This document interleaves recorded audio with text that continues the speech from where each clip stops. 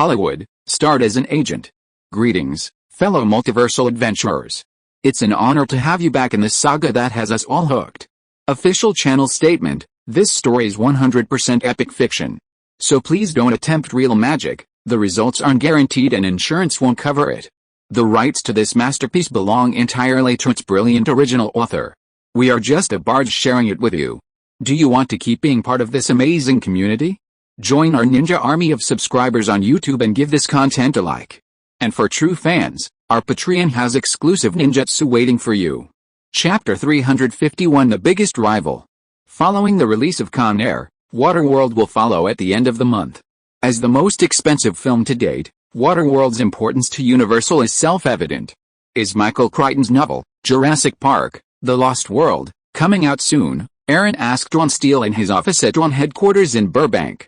Yes, it's expected to be released by the end of the year. We've already contacted Steven Spielberg, and he's very interested in adapting the sequel. Aaron nodded. Okay, let's adapt it as soon as possible. Aaron was actually a little unhappy about it, mainly because Spielberg's share was too high. Amblin and Universal were co-producing, and Amblin shared a share of the film's box office, video sales, and the Jurassic Park theme park at Universal Studios. However, since Spielberg was both the producer and director, Aaron had no say.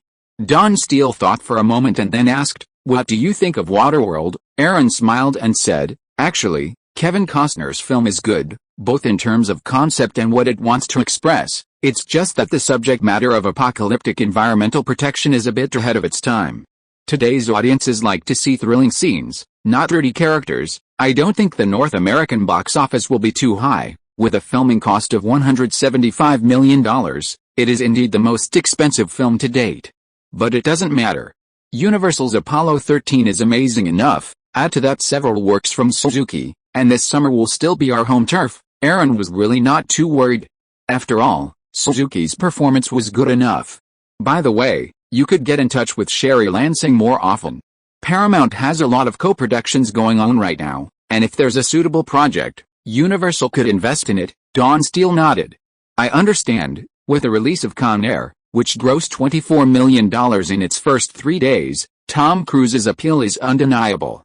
The Rush Hour crew has also successfully signed Will Smith to star alongside Jack Chang. Meanwhile, the sexy Mexican Latina beauty Salma Hayek has also joined the cast. The cast includes Asians, blacks, whites, and Hispanics, everything. In Sun Valley, Idaho, the annual Sun Valley Summit took place as scheduled. Aaron had brought Wang Zhux in here specifically to see the world. Hey, that's Warren Buffett, the second richest man on the Forbes list. At the party, Wang Zhux excitedly took Aaron's arm. "Yeah, that old man," Aaron said, glancing at him. "What a shame, the richest man isn't here." This year, Microsoft's Bill Gates topped the Forbes rich list. Aaron knew this guy was going to dominate. Wang Zhux kissed Aaron on the cheek. "You're on the list, too. It says your net worth is over $3 billion. Aaron narrowed his eyes. "Next year, my net worth will increase significantly. After Sugan goes public this year, Aaron's net worth will explode, and his ranking will rise significantly."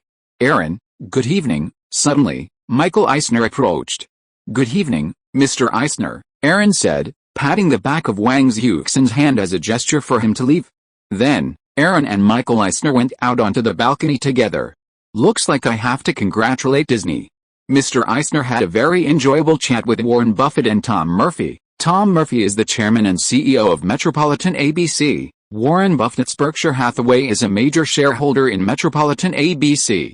Clearly, Michael Eisner came to the Sun Valley Summit specifically to discuss Disney's acquisition of Metropolitan ABC. Michael Eisner smiled. "I should congratulate you, though. In just a few years, you've successfully acquired Universal Entertainment. Lou Wasserman, who dominated Hollywood for over a decade, is now your employee." Michael Eisner took a sip of his wine. Even more remarkable is the incredible success of Pixar Studios' animated feature film Toy Story. Toy Story has already grossed over $120 million in North America and over $100 million overseas. Meanwhile, Disney's animated feature film Pocahontas has just surpassed $100 million in North America and has already surpassed $120 million internationally. Pixar Studios, with its release of Toy Story, had become a blockbuster, its new 3D computer animation captivating audiences. Disney, long the dominant force in the animation market, was known for its 2D hand-drawn animation.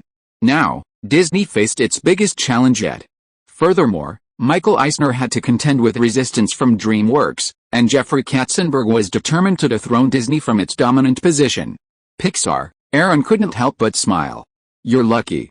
Pixar was struggling back then, and we almost became Disney's contracted animation studio. I bought Pixar from Steve Jobs on a whim. Oh, on a whim, Michael Eisner nodded.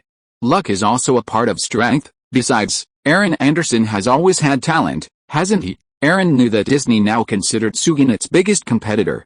After all, in Disney's most crucial markets, animation and theme parks, Sugan's Pixar and Universal Studios had their biggest competitors. Next, Disney plans to acquire the metropolitan ABC Group, further expanding its reach.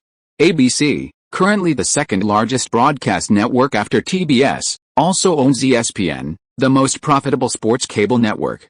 CNN dominates cable news, MTV dominates cable entertainment, and ESPN dominates cable sports. Aaron shook his head, somewhat modestly. Shugwang is still very young, and we have some disadvantages in terms of TV station distribution. Sometimes, Aaron really wanted to leverage AMC Cable and USA Cable to establish a Shugwang-owned wireless network, much like Paramount's UPN and Warner Bros.'s The WB. However, developing such a nationwide network would be prohibitively difficult.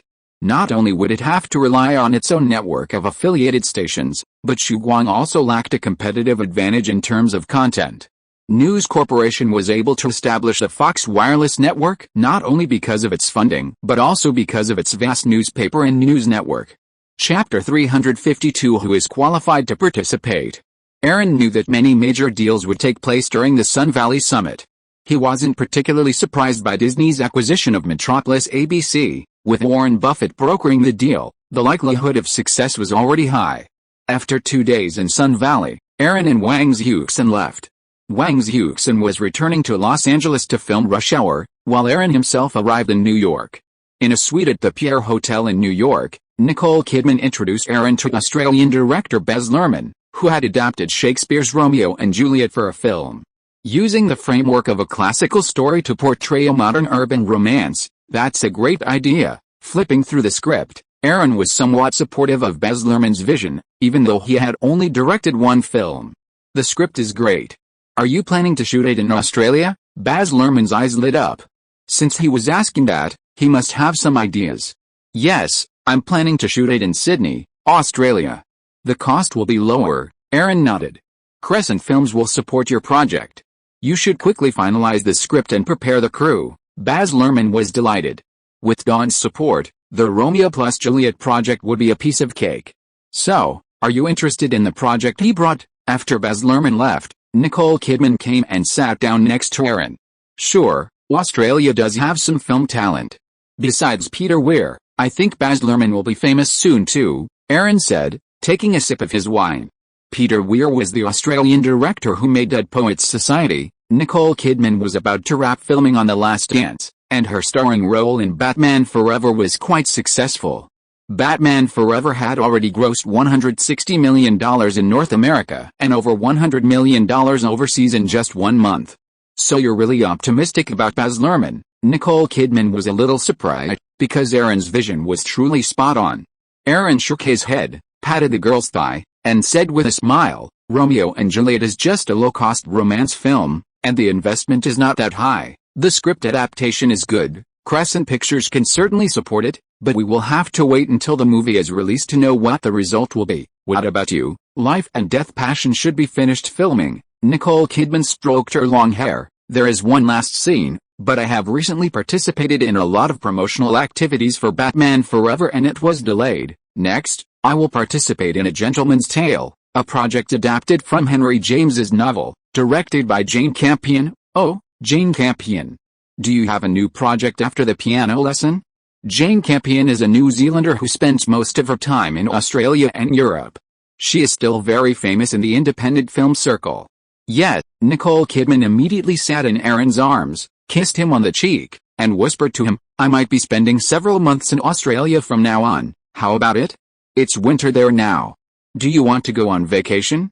It's a great place to escape the heat. With her beautiful face pressed against Aaron, Nicole Kidman was incredibly seductive. Aaron kissed the girl's alluring red lips, feeling her softness. Nicole Kidman hugged him tightly, responding passionately. Batman Forever and The Expendables were both commercial films, while Nicole Kidman's latest film, Jane Campion's A Lady, was an art film. Soon, Aaron carried the naked Nicole Kidman to the bedroom bed. After the storm, Nicole Kidman, rosy-faced, slumped in Aaron's arms. After you acquired Universal this year, the summer box office has been fantastic. Apollo 13 and Casper the Ducks both grossed over $100 million in North America. It's not so bad. Universal has a lot of other films that didn't make much money. Besides, many projects I wasn't optimistic about were cancelled, Aaron said, caressing the girl's breasts. Furthermore, Dawn's layoff plan for Universal has also faced numerous setbacks, with protests raging at Dawn's headquarters in Burbank and Universal City Hollywood. What about Waterworld? It's the most expensive film ever made. Do you have confidence? Nicole Kidman suddenly asked. Aaron shook his head. Universal invested almost $200 million in this movie. It's not going to be easy to recoup that investment. However, Aaron had already planned to build a future Waterworld attraction at Universal Studios after the film's release. After all, after the success of Pixar's Toy Story, Universal Studios was already planning a Pixar theme park. Speed and Pulp Fiction were both IPs that could be used to create attractions and rides at Universal Studios. Nicole Kidman thought for a moment and reminded him, a while ago, when I was promoting Batman Forever, I met Harvey Weinstein and Gale Anne Hurd. They seemed to be discussing the rights to Terminator, which Miramax is interested in. Gale Anne Hurd, James Cameron's ex-wife, owns half of the rights to Terminator. Now that Carlock has filed for bankruptcy protection, there are many companies interested in Carlock's assets, including 20th Century Fox and France's Canal+. Miramax also wants the rights to Terminator. Aaron laughed. How big is Miramax now to qualify for a project of this magnitude? Is this company hoping to use Gale Anne Hurd as a breakthrough? Miramax didn't participate in Quentin Tarantino's Pulp Fiction, and Harvey Weinstein no longer has his most powerful henchman. Miramax is still just an independent Hollywood film company distributing arthouse films, but it's now affiliated with Disney. Miramax, with its yearly losses, isn't particularly popular with Michael Eisner, especially after this year's release of The Risque Little Girl. Because the film's concept contradicted Disney's cultural positioning, it was severely reprimanded by its parent company, Disney. Don't worry, the rights to Terminator aren't that easy to acquire, Aaron said, unfazed by the Terminator. James Cameron was busy preparing for Titanic, so how could he have the time to work on this project? Chapter 353 Sexy Elf. At the end of July, Universal's apocalyptic blockbuster Waterworld opened in 2,268 theaters across North America, grossing $21.17 million over its first 3 days. However, the film's critical acclaim was mediocre, with poor mainstream reviews. The $175 million production budget, in particular, led everyone to believe that Waterworld was a box office flop. In Lower Manhattan, at a bar on Greenwich Street, Jack Wells, a Texas native, and Aaron were hanging out together. Looks like it's going to be hard for Waterworld to recoup its investment. There was no way around it. Waterworld certainly wasn't well received, and it wasn't widely discussed. If it hadn't been billed as the most expensive film to date, its popularity would have been even lower. Okay, Casper McFadden and Apollo 13 both performed well, so we can't ask too much of Universal. Besides, Toy Story, The Silence of the Lambs, prequel, Red Dragon, C7N, and Con Air were all very successful. It will be much better after the film resources of Dawn and Universal are integrated, Aaron said, stretching. How are the labor management negotiations in the NBA going? Jack Wells shook his head. It's difficult. The hard salary cap and player contract restrictions have a lot of opposition from the players' union. The president of the players' union is Buck Williams, the power forward of the Portland Trail Blazers. His speeches are very strong. Aaron smiled. These guys, forget it. Let David Stern worry about these things. Jack Wells thought of something and reminded, by the way, Aaron, the Dawn Center in Houston will officially open in October. You have to attend then. Don't worry, I will go. The Rockets have won 2 championships in a row and are now moving to a new home. I will definitely go. The social status provided by the Houston Rockets to Aaron is not low, especially in Texas. The relationship with the new Governor George Bush Jr. is also very close. Jack Wells suddenly asked, "What do you think about Michael Ovitz joining Disney as group president?" Aaron spread his hands. Michael Ovitz is too ambitious, self-willed, and too greedy. Disney has Michael Eisner, a helmsman with a strong desire for control. How can it allow anyone to challenge this position? Even the extremely capable Jeffrey Katzenberg was kicked out of Disney. How can Michael Ovitz, who has no experience in managing a large studio, suddenly sit in a high position? What good can this have? Look, with the successive departures of Michael Ovitz, Ronald Mayer, and Bill Harbour, CAA is now in a precarious situation. WMA, ICM, UTA and other Hollywood agencies are sharpening their knives in targeting CAA. The pop king Michael Jackson, who has worked with CAA for many years, has just left CAA and joined UTA. Jack Wells laughed. "So you weren't optimistic about him joining Disney?" Now that Pixar has emerged, Disney is taking it very seriously. Aaron frowned. "Not only that, I've heard news from Pixar that Jeffrey Katzenberg, that bastard, is not only poaching those animators from Disney, our Pixar is also this guy's poaching target. I've asked Pixar president Ed Catmull to give the employees a raise. DreamWorks SKG is really rich after getting investments from Paul Allen and South Korea's CJ Group." Jack Wells was a little disdainful. "It's just a stray dog. Look at David Geffen, Jeffrey Katzenberg, and Steven Spielberg. They're all selfish guys. How can it be so easy to develop DreamWorks SKG? In animation, it has to face the double teaming of Disney and Pixar, not to mention live-action movies. Now that MGM has been acquired by Seagram, it has enough confidence, and the 7 major Hollywood film studios are not easy to deal with. Don't worry, Hollywood's incredibly competitive right now," Aaron said, raising his glass with a smile. "Come on, let's drink." Then, Jack Wells ran straight onto the dance floor. Aaron went to the restroom, and on his return, he ran into Tom Hanks and a group of people hanging out at the bar. "Hey, Tom, what are you doing?" Tom Hanks's summer film, Apollo 13, was a critical and commercial success, but the people around him weren't from the same crew. Tom Hanks smiled. "Aaron, I told you before I'm going to direct a movie, and the crew is ready." Aaron followed their gaze and saw that they were indeed a group of young people. "Oh, unstoppable," Aaron thought. Congratulations, for an actor of Tom Hanks's caliber, even a casual appearance wouldn't matter. "Thank you, it's a new venture for me." After chatting for a while, Aaron returned to his seat, and suddenly a sexy woman approached. "Mr. Anderson, could you please buy me a drink?" Aaron looked up. The woman before him was voluptuous and youthful, with long black hair and a dazzling gaze. Aaron smiled, recognizing her, the elf princess. Of course, he poured her a glass of wine. "My name is Liv Tyler. I just saw Mr. Hanks chatting with you. I never expected to see the famous Aaron Anderson here." Liv Tyler, 18, is the daughter of Steven Tyler, lead singer of the renowned rock band Aerosmith. "It seems you're the heroine in Tom's new film, Unstoppable Miracles. Quite a fit." Aaron raised his glass and clinked it with hers. Steven Tyler's name was quite famous. "I just finished filming a film in Italy directed by Bernardo Bertolucci.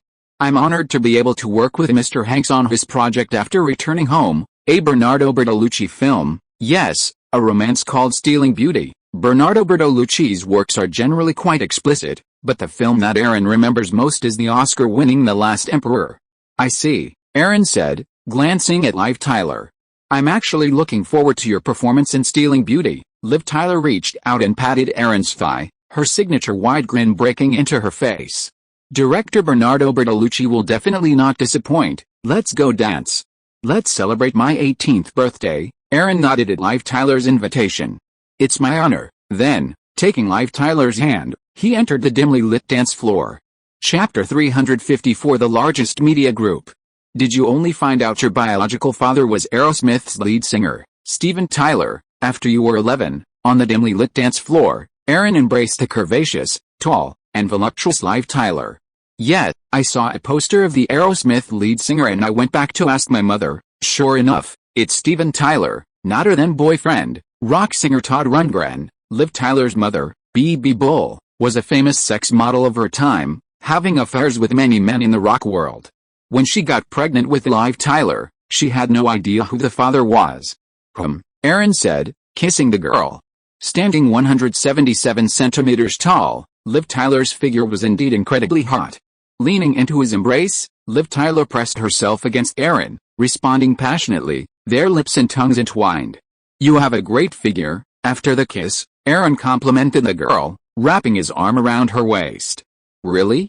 I've been a model since I was 14, and officially entered the entertainment industry last year," Liv Tyler said. She had previously filmed her father's music video and made her film debut last year in The Silent Trap. "No wonder," Aaron smiled. "So, you filmed Bernardo Bertolucci's new film, Stealing Beauty. How was it?" Liv Tyler's breath hitched. "Yeah, it was pretty good. When director Bernardo Bertolucci came to New York to cast, we had a great chat. I was also directly selected." Aaron then leaned over to Liv Tyler's ear and whispered, "Shall we go?" "Okay." The next morning, in a Manhattan hotel bedroom, Aaron received a call from Wang Xiuxin in Los Angeles. She was traveling to Hong Kong with a Rush Hour crew to prepare for filming. "How long will the filming of Rush Hour take in Hong Kong?" Aaron asked cheerfully, lying in bed. "About 2 weeks." "Okay, I'm going to Japan anyway, so I'll find you then." Aaron was originally going to Osaka to discuss the Universal Studios Osaka project, so he could go to Hong Kong later. "Okay, I'll wait." Aaron put down his phone and let out a long sigh of relief. A moment later, Liv Tyler, under the covers, lay on the man's chest. Aaron smiled and reached out to caress the girl's voluptuous body. "How was it?" "Was it good last night?" Liv Tyler hummed, kissing Aaron. "Incredible." Aaron patted the girl in his arms. "We should get up and have breakfast." "Right, so urgent." Liv Tyler propped up her head and looked at Aaron. "Remember to call me when you have time." "Of course, you're so sexy," Aaron said, caressing the girl's face. "I'd consider you if there was a suitable role." "Well, I'm not short of opportunities. Right now, I'm mainly honing my acting skills." Liv Tyler was Steven Tyler's daughter, after all. She had good talent and certainly no shortage of scripts. After all, Liv Tyler was currently known as a Hollywood beauty. "That's right. You're still young, and the future is full of possibilities. Let's go take a shower together." After spending the night with Liv Tyler, Aaron arrived at the Universal headquarters in Rockefeller Center. "Leonardo DiCaprio?" Aaron smiled. "Baz Luhrmann is quite good at casting." Seeing the project plan for Romeo plus Juliet in his hand, director Baz Luhrmann had chosen rising star Leonardo DiCaprio as the male lead. Aaron was a little surprised. After receiving an Oscar nomination for Best Supporting Actor for A Different Sky 2 years ago, Leonardo DiCaprio has been offered numerous film roles. This year's Fatal Fast, which co-starred with Sharon Stone and Russell Crowe, was released. He also starred in The Edge of Time this summer, in which Leonardo DiCaprio's performance was simply stunning. After all, it was just a low-budget romance, so Aaron wouldn't pay too much attention to it. Baz Luhrmann wrote and directed the film, so the casting was all he saw fit. Then, a shocking news swept the United States. Disney acquired Cinematheque ABC Group for $19 billion in a combination of cash and equity. In Sun Valley, Idaho, Michael Eisner, through the intermediary of stock investor Warren Buffett, negotiated with Tom Murphy, chairman of Metropolitan ABC, and finalized the acquisition price. Disney's acquisition of Metropolitan ABC Group was a nearly $20 billion merger, making it the second largest merger in history. The New York Times called it a stunning surprise. Furthermore, with the acquisition of Metropolitan ABC, Disney instantly became the world's largest media conglomerate.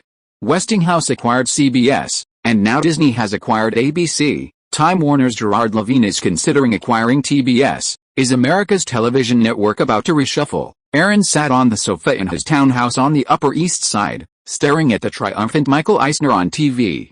Tom Murphy was the chairman and CEO of Metropolitan ABC Group, but there was someone else who caught Aaron's eye.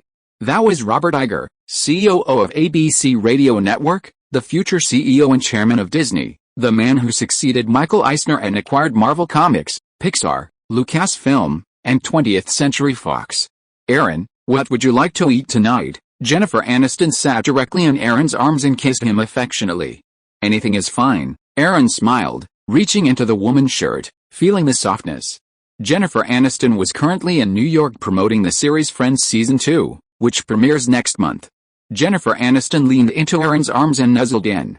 "Then let's go get sushi later." "Sure," Aaron agreed. After the first season of Friends aired, the ratings soared, and the response was enthusiastic. This year, Friends Season 2 will air, And the popularity will definitely be even higher. Aaron kissed the girl on the cheek. Soon, you will become America's national goddess. The sexy and beautiful Jennifer Aniston will become a true American sweetheart. Jennifer Aniston responded to Aaron's kiss and immediately took off her t-shirt, revealing her youthful and beautiful body. She stretched out her arms and wrapped them around Aaron's neck. I can't do without your help. Aaron shook his head, then hugged the girl and kissed her passionately. Chapter 355 How can a man not do this? At night, a Lamborghini drove along Park Avenue on Manhattan's Upper East Side, then turned onto 72nd Street and stopped at the door of a white townhouse. Aaron and Jennifer Aniston, who had just finished dinner, entered the hall and couldn't wait to embrace and kiss passionately.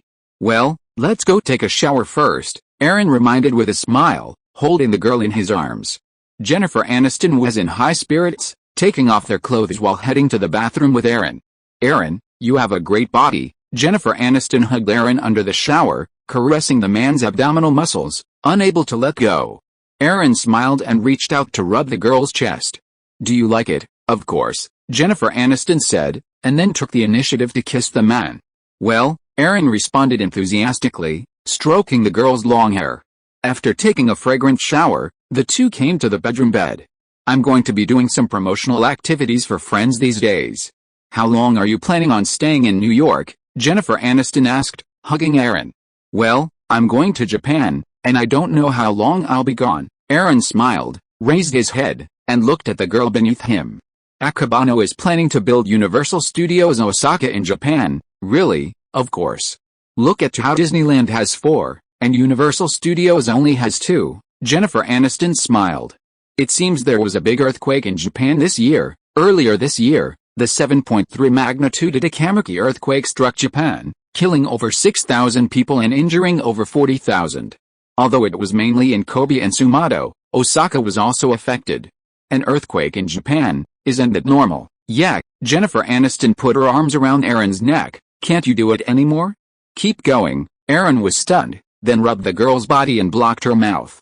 With Disney's acquisition of ABC TV network, Michael Ovitz officially took over as Disney's president. The ambitious Michael Eisner was determined to build Disney into a global giant.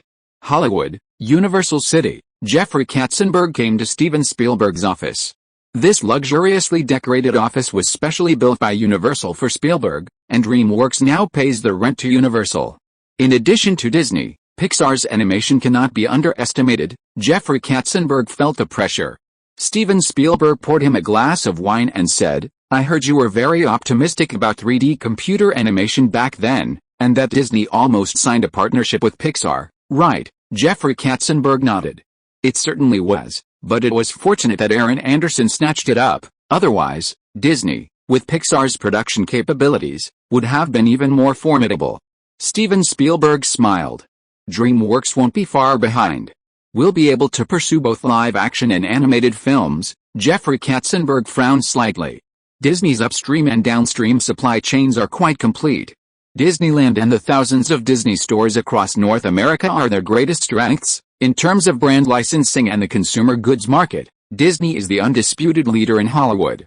Although Dawn of the Sun has seen box office success under Aaron Anderson's leadership, the bulk of its revenue comes from theatrical releases and the videotape market, still the films themselves. However, now that Sugan has acquired Universal, and with Pixar's efforts, Universal Studios theme parks should be Sugan's development focus next. It's completely evident from Aaron Anderson's emphasis on Universal Studios Hollywood and Universal Studios Orlando. Moreover, Sugan has now restarted plans for its first overseas Universal Studios Osaka project. Steven Spielberg nodded. Sugan really can't be ignored.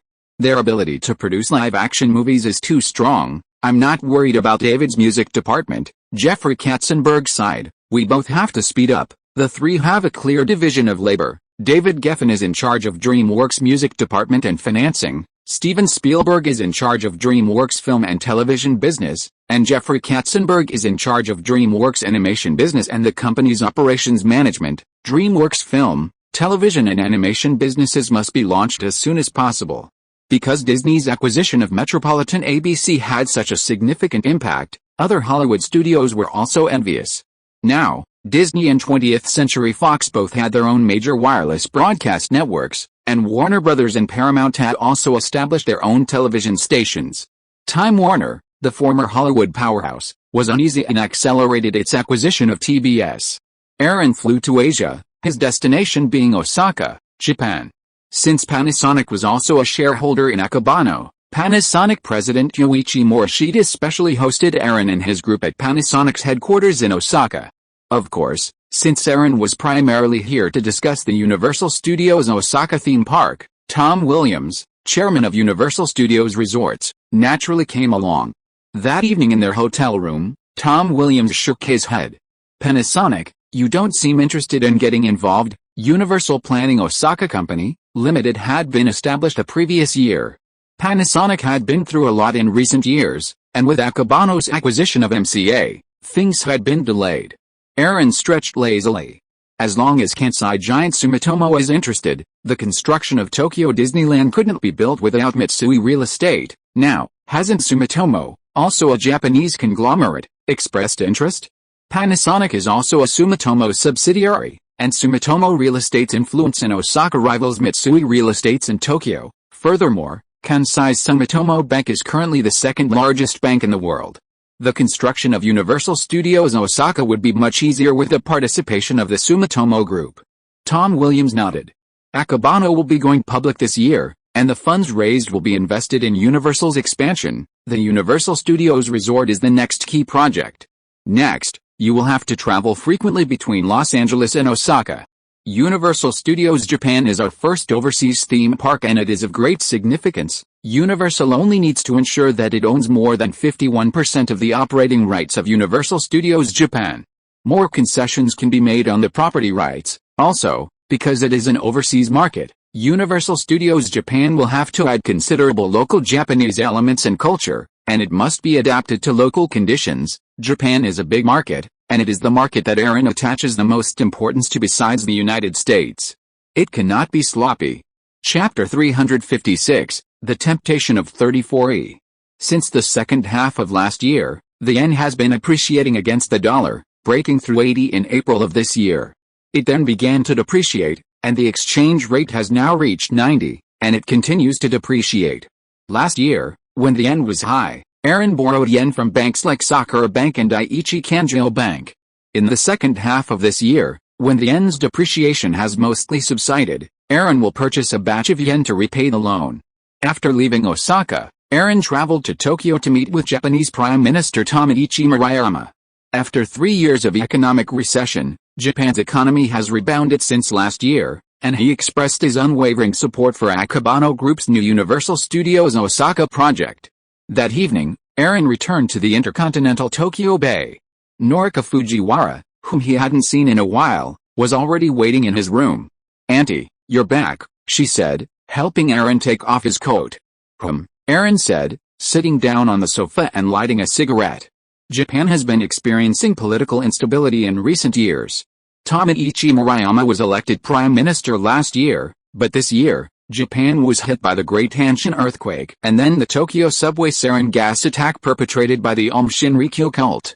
Murayama's approval rating has been declining, and it's unlikely he'll be in office for much longer.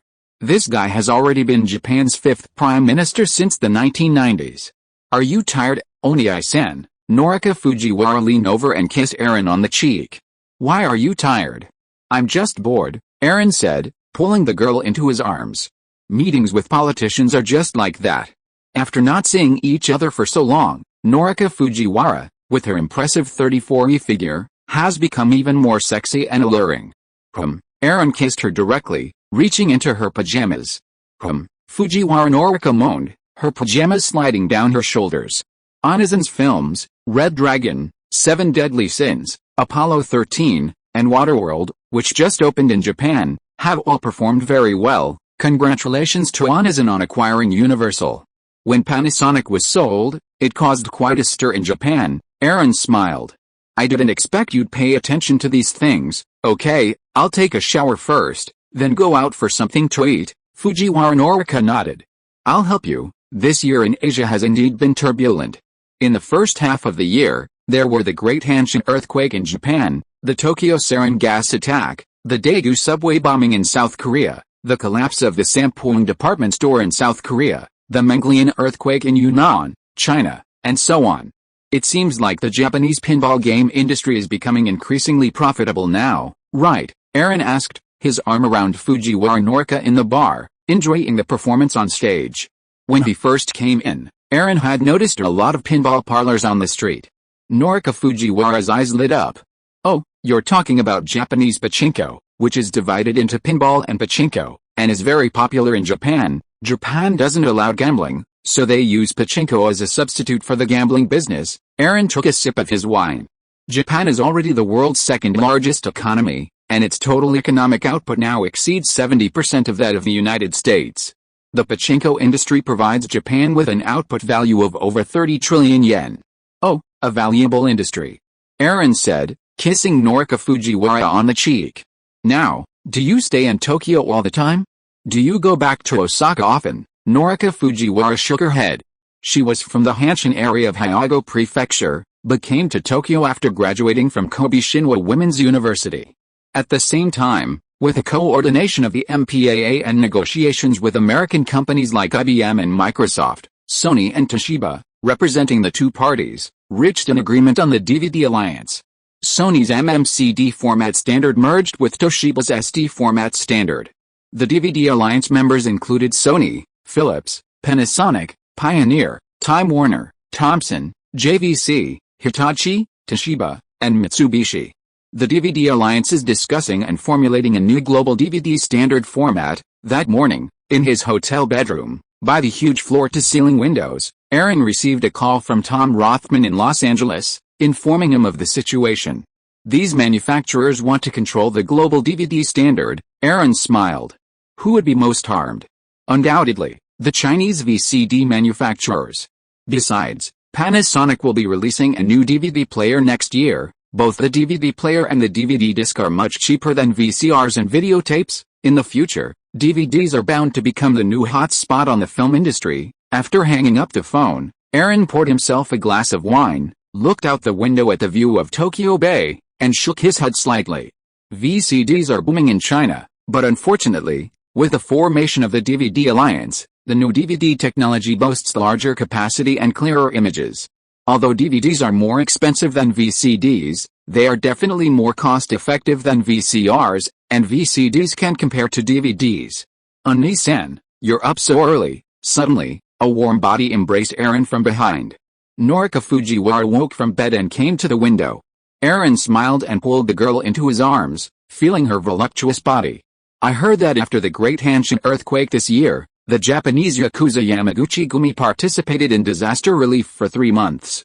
Is that true? A Japanese mafia organization, this one is a designated Yakuza recognized by the Japanese government.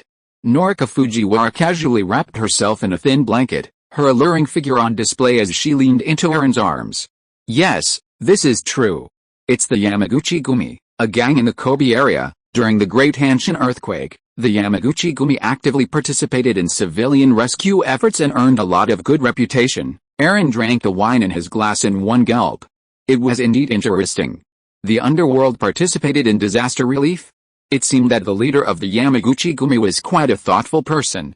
There are currently 3 designated gangs in Japan, the Yamaguchi-gumi, the Sumiyoshi-kai, and the Inagal-kai. The Yamaguchi-gumi's main force is in Kansai, while the Sumiyoshi-kai and the Inagal-kai are mainly in Kanto, but now all 3 are considered nationwide gangs. Listening to Norika Fujiwara's explanation, Aaron simply nodded casually. He had no interest in these underworld organizations. After all, Angel Security Company was now operating in a mercenary mode. Next, I'm going to China. Come with me to the United States for a few days, Aaron said, kissing the girl. It's been so long, and you haven't been to the United States for vacation. This time can be considered as compensation. Well, is this appropriate? Fujiwara Norika didn't have too many thoughts. She knew Aaron Anderson's identity. Aaron smiled. It's just a vacation. What's inappropriate about that? Besides, the temptation of 34 was hard for Aaron to resist. Fujiwara Norika nodded. Okay, I've always wanted to go and see. Chapter 357 U.S.-Japan DVD Alliance. In Ginza, Tokyo, Aaron enjoyed lunch with Sony president Shinichi Idai. Sony also played an invaluable role in the formation of the DVD alliance. Idai smiled. Back then, Sony lost the battle for videotape format, losing Betamax to JVC's VHS. That's always been a sore spot for Sony. Now, with the advent of DVD, it's another revolution for home entertainment. The formation of the DVD Alliance is in everyone's interest. Didn't Sony want its MMCD standard to be the only one? Of course, but unfortunately, the SD standard, led by Toshiba, also had strong support. Facing pressure from Hollywood and companies like Microsoft, IBM, and Intel, a merger of standards was the best option. Furthermore, Sony's PlayStation, launched last year, was a huge success, significantly impacting not only Sony but the entire gaming industry.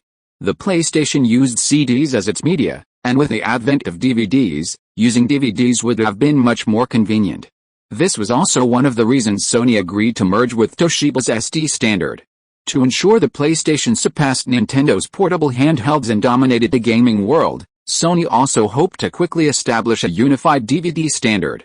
Aaron took a sip of coffee, glanced at Nobuyuki Idai, and suddenly asked, "How is Mr. Akio Morita's health?" Nobuyuki Idai was stunned for a moment. After the chairman suffered a stroke 2 years ago, he moved to Hawaii to recuperate and resign from all his positions. "Aaron, do you want to visit Mr. Akio Morita?" Aaron shook his head. "Since the old man is recuperating in Hawaii, don't disturb him." The PS game console launched by Sony at the end of last year was really eye-catching. The game industry is really enviable. As an important part of the entertainment industry, in addition to movies, television, music, and toys, games are definitely an item that cannot be ignored. Japan's game industry is well developed, not to mention Nintendo and Sega. There is also Capcom. Now that Sony has entered the game field, it has given a big surprise. Nobuyuki Idai shook his head. "Sony is just a newcomer in the gaming world. We're primarily producing consoles right now, Akabano. If you're interested, we could definitely collaborate on PC game development." Sony had established Sony Computer Entertainment last year specifically for the gaming industry. Akabano consistently released hit films, many of which were good candidates for game adaptations. Idai's desire to collaborate with Akabano on game development wasn't entirely unfounded. "Cooperate on game development," Aaron smiled. Akabano wasn't on such a large scale yet. Investing in a game studio was certainly an option. "Let's talk about it later. Universal's situation is still a mess right now," Idai nodded. "Sony welcomes collaboration with Akabano at any time." After meeting with Nobuyuki Idai, Aaron headed to Narita International Airport, Hong Kong, Repulse Bay. Aaron leaned on the sofa, flipping through the newspaper in his hand, and asked, "Has Rush Hour started filming?" Wang Xiuxin at the side shook her head. "It will officially start at the end of the month. It will shoot in Hong Kong for a week, and then the crew will go to the United States." Wang Xiuxin thought of something. "By the way, the new film Fenyu produced by Ms. Su Feng and directed by Chen Cage has been won by Hollywood's Miramax for North American distribution, and the film hasn't been ramped yet. And the male and female protagonists are the actors of Farewell My Concubine. Aren't you interested?" Aaron shook his head. "Shuguang has just acquired Universal Studios. There are a lot of things to do now. Who has time to think about these things? There are layoffs and resource integration. Shuguang and Universal have released quite a few works.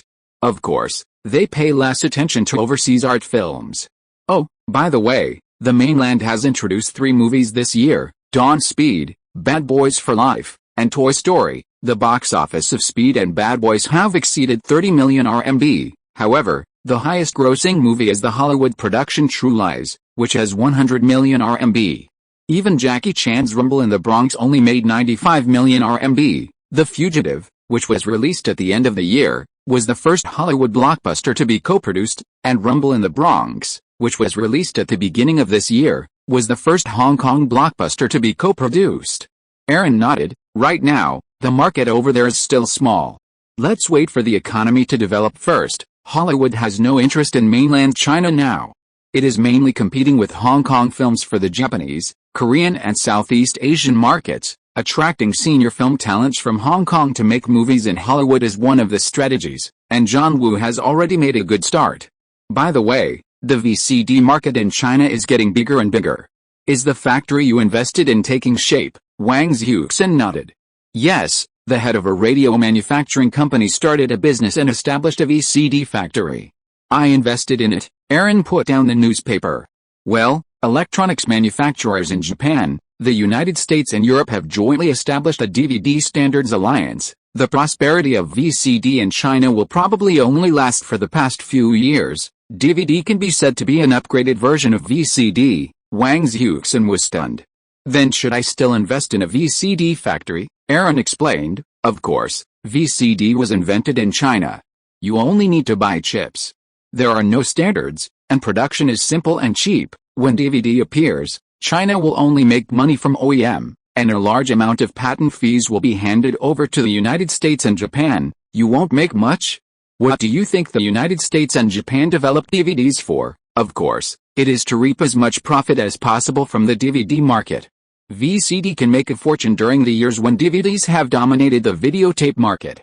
Wang Xiuxin asked, then, what should I do? Well, promote that VCD brand vigorously through advertising, see which TV station has the most viewers, and buy ads directly. Then we have to go on CCTV? Aaron smiled. Then go on. Hey Hoa Investment Company is your backing? Also, MCA has changed its name to Universal Music and is planning to enter the Asian market. In mainland China, if you are interested, you can be an agent. Really? Wang Xiuxin hugged the man's neck directly. You know, I have 2 audio and video stores in BJ. Well, what's the big deal?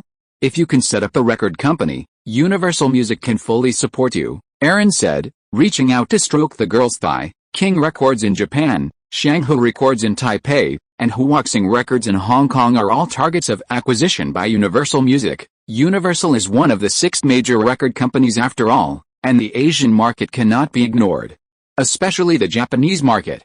Panasonic has already laid some foundations.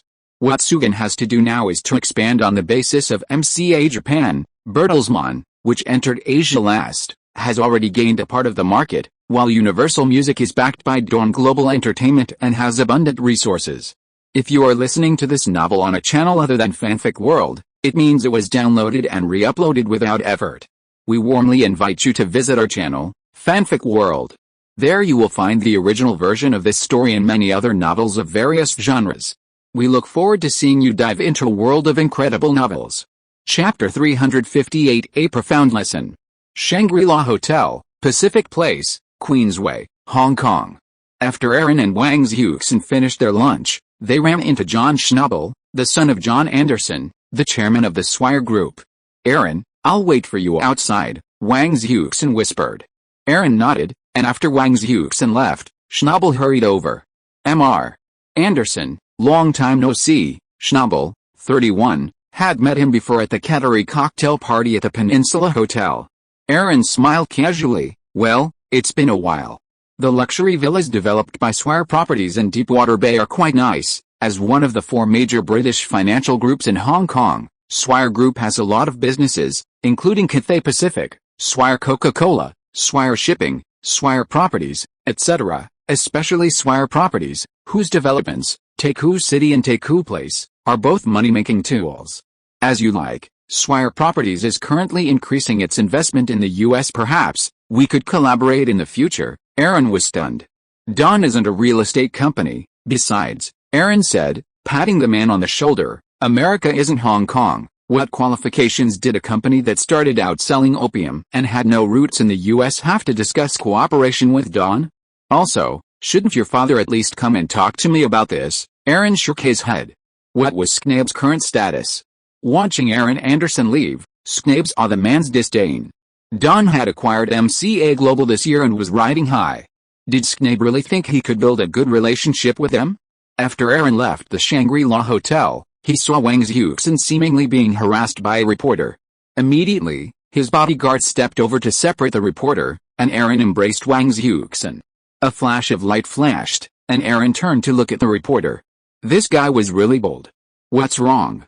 Did the reporter bother you just now? In the car, Aaron noticed that Wang Xiuxin's face looked a little unhappy, so he asked. Wang Xiuxin smiled and said, it's just some gossip. It's nothing. That was a reporter from Apple Daily. Apple Daily is a newspaper under Next Media that was just established this year. They like to interview some celebrity scandals and so on. Next Media's Next Weekly is famous in Hong Kong. No wonder, Aaron nodded. So it was just established this year. Don't worry, it's okay. You can walk around Hong Kong with ease now. No one dares to mess with you. As he said that, Aaron kissed the girl on the cheek. In the evening, at the Repulse Bay Villa, Aaron's bodyguard had already obtained the previous film from the reporter. And Aaron also knew some specific information about Next Media. Jimmy Lai? So it's him? Aaron shook his head. Judging from this guy's performance, he was completely a spokesperson for Britain. This is really, the more I see, the more disgusted I become, and the more I think about it, the angrier I get. Aaron then looked at his bodyguard. Take advantage of these few days in Hong Kong to find an opportunity to teach this guy a profound lesson. Anyway, the security in Hong Kong is not very good now, and there are gangs everywhere. The bodyguard nodded. Boss, to what extent? To what extent? Aaron thought for a moment, then a smile appeared on his face. At least one hand and one leg should be broken off. Understood. As Universal Music established branches in Japan, Hong Kong and Taipei, it started a series of acquisitions and integrations. Hong Kong's Huaxing Records, as a record company under TVB, can be said to be a star-making factory because it hosts the annual Hong Kong New Talent Singing Competition. However, Huaxing finds it difficult to retain singers, and it is also difficult to sign big-name singers. But now Universal Music is different. With its powerful resources and relying on Huaxing's foundation, it can create glory again. That evening, in Lan Kwai Fong, Raymond Chow invited Aaron to a private room. Because of Aaron's connections, Wang Xiuxin is now almost always considered the first choice for the female lead in Golden Harvest scripts, though Wang Xiuxin isn't making as many films these days. Aaron, congratulations, Donning had acquired Universal Pictures, becoming a Hollywood giant. Ray Chow was deeply shocked. Aaron smiled. Golden Harvest isn't bad either. Last year's Rumble in the Bronx was a hit, and Jack Cheng has Human Torch coming out this year. I heard New Line spent $8 million on North American distribution rights last year. Thanks to the success of Rumble in the Bronx, New Line approached Jack Cheng while he was still filming his new film, Human Torch, and paid a hefty $8 million for the North American rights. Zhu Wenhui shook his head. The reputation of Rumble in the Bronx is still not as good as Rumble in the Bronx, and it can't compare at the box office either. When Rumble in the Bronx was released last year, the box office in Hong Kong was 56 million Hong Kong dollars, while the recently released Rumble in the Bronx only took 45 million Hong Kong dollars in Hong Kong. What's more, Rumble in the Bronx cost 200 million Hong Kong dollars to shoot, and although Golden Harvest sold the North American copyright for a high price of $8 million, it is still difficult for Rumble in the Bronx to make a profit. Aaron took a sip of wine, put his arm around Wang Xiuxin and comforted her. Wait until Rush Hour, starring Jack Cheng, is released next year. By then, he will become a global action superstar like Sylvester Stallone and Arnold Schwarzenegger. At that time, with Jack Cheng's relationship with Golden Harvest, he will definitely be able to develop more projects. I hope so. Jack Cheng was originally the golden signboard of Golden Harvest, but now Hong Kong films are beginning to slide from the peak. Only Jack Cheng's works can be popular internationally, and Raymond Chow's attention to Jack Cheng is self-evident. After Ray Chow left, Wang Xiuxin put her arm around Aaron's neck. Will Rush Hour be a big success? Aaron nodded. You know, the previous Bad Boys had good box office, almost the same as Bad Boys. The protagonists of Bad Boys were two unknown black men. Now, Rush Hour must be better than Bad Boys, right? After all, Will Smith and Jackie Chan had already gained a certain degree of fame after releasing Bad Boys and Rumble in the Bronx respectively. Aaron then pulled the girl into his arms and kissed her. Why, are you interested now? Hasn't your filming habits depended on your mood these past 2 years? Wang Xiuxin smiled. It's nice to be able to make easy money and become a little more famous. Immediately, she took the initiative to kiss the man, and Aaron responded enthusiastically. Wang Xiuxin closed her eyes. Well, Aaron, let's go home. Chapter 359 The Most Beautiful Asian Sister. In the middle of the night, outside a nightclub in Tsim Sha Tsui, Jimmy Lai emerged drunk and, feeling a pang of suffocation, went to a nearby alley to relieve himself. Huh, this feels good. Jimmy Lai shuddered softly beside the garbage heap. Bang! Ah! Just as he was about to turn and leave, Jimmy Lai was suddenly struck to the ground with a club, screaming in agony. Two tall foreigners stood nearby. Let's hurry up, okay? Immediately, one stepped on Jimmy Lai's head, while the other swung the club directly at his right arm. Ah! Jimmy Lai's cries grew even more agonizing, his drunkenness almost sobering.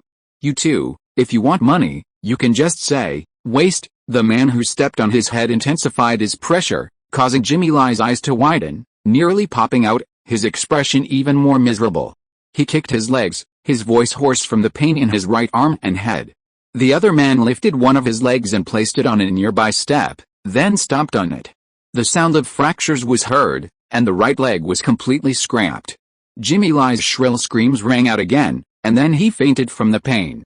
The two took another look, looted everything, and left quickly. The next day, Hong Kong newspapers reported that Jimmy Lai, the boss of Next Media, was robbed in Tsim Sha Tsui East and was seriously injured and hospitalized. The news that his right leg and right hand had devastating fractures, as well as a concussion, were seriously injured.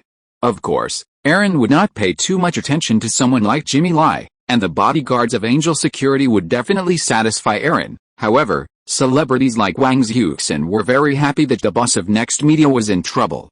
After all, for them, Next Magazine and Apple Daily were really annoying.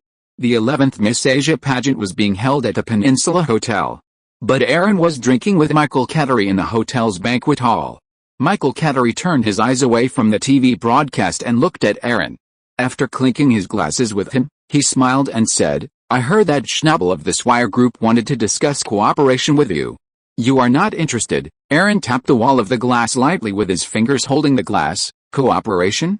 What can Swire do to cooperate with me? Swire Properties in Hong Kong, or Swire Coca-Cola in China, or shipping or shipbuilding, Swire and Jardine Matheson, aren't they selling some properties in Hong Kong now? Hong Kong will return to China the year after next. Aren't people seizing the time to grab and come?" Aaron smiled at Michael Cattery deliberately while saying, "What do you think, Mr. Cattery?" Michael Cattery spread his hands. "Britain has ruled here for more than 150 years, and there is affection for it." Puchy. Aaron couldn't help laughing. Yes, such huge benefits, how could they be willing to give up? This last Governor-General Chris Patten is now also concentrating on laying mines. You guys, the British, just love to stir up trouble. You have no sense of chivalry at all. For centuries, you've always been into these unseemly things. His reputation as a troublemaker was well deserved. Michael Cattery shrugged. "You know what's going on up north. This year, Hong Kong's police special wing was disbanded, its personnel interred in various systems within the city. The British have cultivated a large number of Chinese elites in Hong Kong over the years."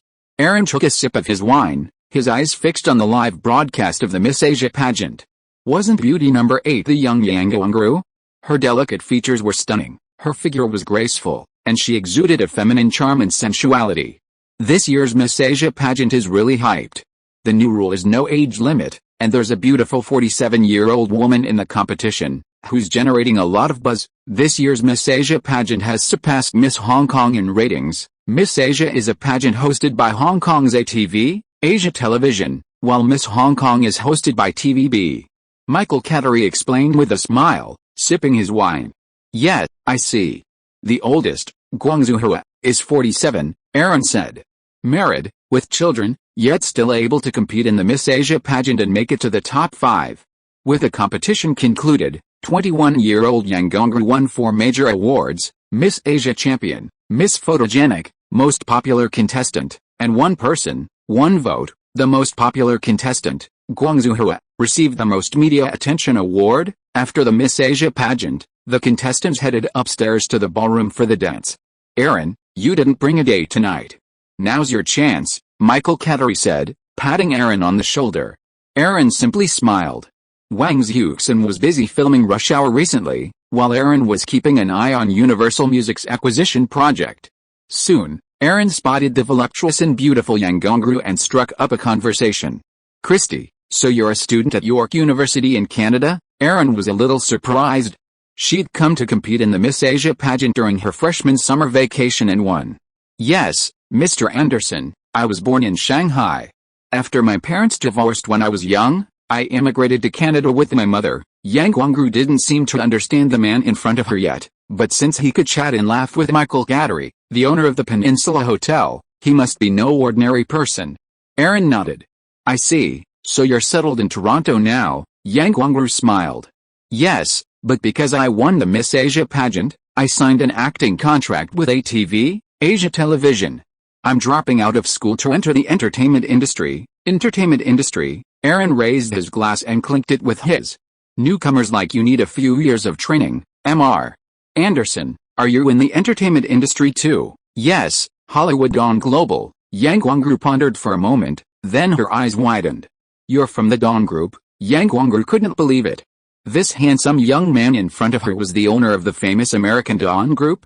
The youngest billionaire on the Forbes rich list. It seems you know me too. Aaron leaned close to the girl's ear. Don't get excited. Perhaps we'll have a chance to work together in the future. Yang Guangru was surprised. Mr. Anderson, I can't believe it. Yang Guangru knew that Universal Music had recently acquired Hong Kong's Waxing Records to enter the Asian music market. Aaron smiled slightly. Today is your big day. You won the Miss Asia title. Tomorrow night, I'll help you celebrate. Yes, Yang Guangru nodded. Thank you, enjoy the glory tonight. I'll pick you up tomorrow night. Chapter 360 The Annoying Shorty. In the middle of the night, Aaron returned to the villa in Repulse Bay and took a shower. When he came to the room, he found that Wang Xuexin seemed to have fallen asleep, so he climbed onto the bed quietly. Well, you're back. Wang Xuexin looked at the man with her eyes open.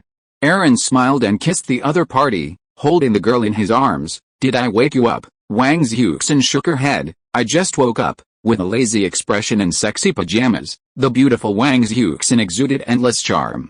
Well, Aaron immediately kissed the girl and caressed her softness. Wang Xuexin responded to the man and cooperated to take off her pajamas. After Rush Hour finishes filming in Hong Kong for the past few days, it will immediately go to Los Angeles for filming. Wang Xuexin hugged the man lying on her tightly and reminded him softly. Aaron and the girl interlocked their fingers, and said hurriedly, okay, when the time comes, I'll go find you when I return home. Well, after filming Rush Hour, I'll go to Vancouver to live for a while, Wang Xuexin said, rolling over and pressing on Aaron.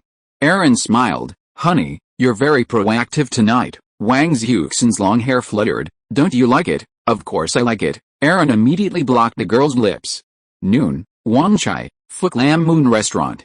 Aaron Anderson and Yang Guangru came to this so-called wealthy restaurant for dinner. I heard that the food here is very good, so I came here to try it, Aaron said, leading Yang Guangru into the private room. I've heard that this place is very famous, and the wealthy people in Hong Kong like to come here. Yang Guangru smiled brightly. She was wearing a sleeveless skirt today, and her good figure was clearly visible. Yes, Hong Kong has a lot of wealthy people, Aaron said, holding out a box and offering it to the other person. This is for you. See if you like it. The richest Chinese person today is Li Shaoqi, chairman of Henderson Land Development, who ranks 9th on the global rich list. The Kwok brothers of Sun Hong Kai Properties and Li Kaoxing of Chun Kong Holdings are also on the list. Thank you. Yang Guangru glanced at Aaron and opened the box. It was a set of Van Cleef & Arpels jewelry. Her mouth dropped open in surprise. She had just participated in the Miss Asia pageant and was well versed in jewelry brands. This set must have cost at least hundreds of thousands or even millions of Hong Kong dollars. Isn't that too expensive? Aaron just smiled. Beautiful jewelry only suits a person like you. Someone like you needs this kind of top-notch jewelry. You agree, right? Yang Guangru smiled without saying anything, but her excitement was evident. By the way, are you filming a series for Asia Television next? Aaron suddenly asked. Asia Television is now controlled by Lai Sun Development, which is owned by the Lam family.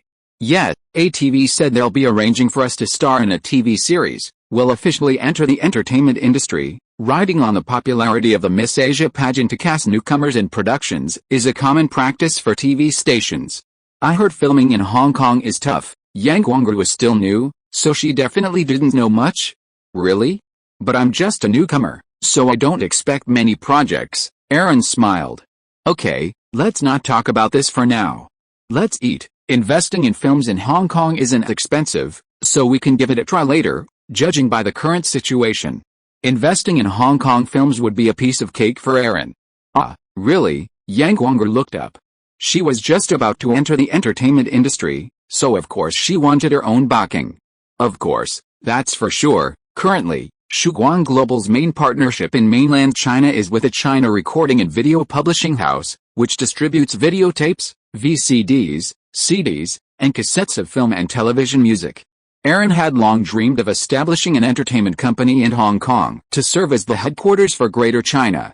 After all, Hong Kong's offshore ports make it much easier for capital to flow in and out, and entering mainland China through Hong Kong companies is a common method for many foreign investors. Furthermore, Wang Xiuxin is still in the entertainment industry, making her perfectly capable of starring in productions she has invested in. Yang Gongru whispered, "I haven't acted in a production yet. In the next few months, I'll be attending ATV's accelerated actor training program, then, I'll be starring in ATV productions." Aaron nodded, then stroked the back of the woman's hand. "Let's go to Macau later." "I haven't been there yet." "Macau?" Yang Guangru paused, glancing at the jewelry nearby. She nodded, a smile on her face. "Okay." After the two finished their meal and were leaving the Fortune Hotel, they were approached by several Hong Kong celebrities.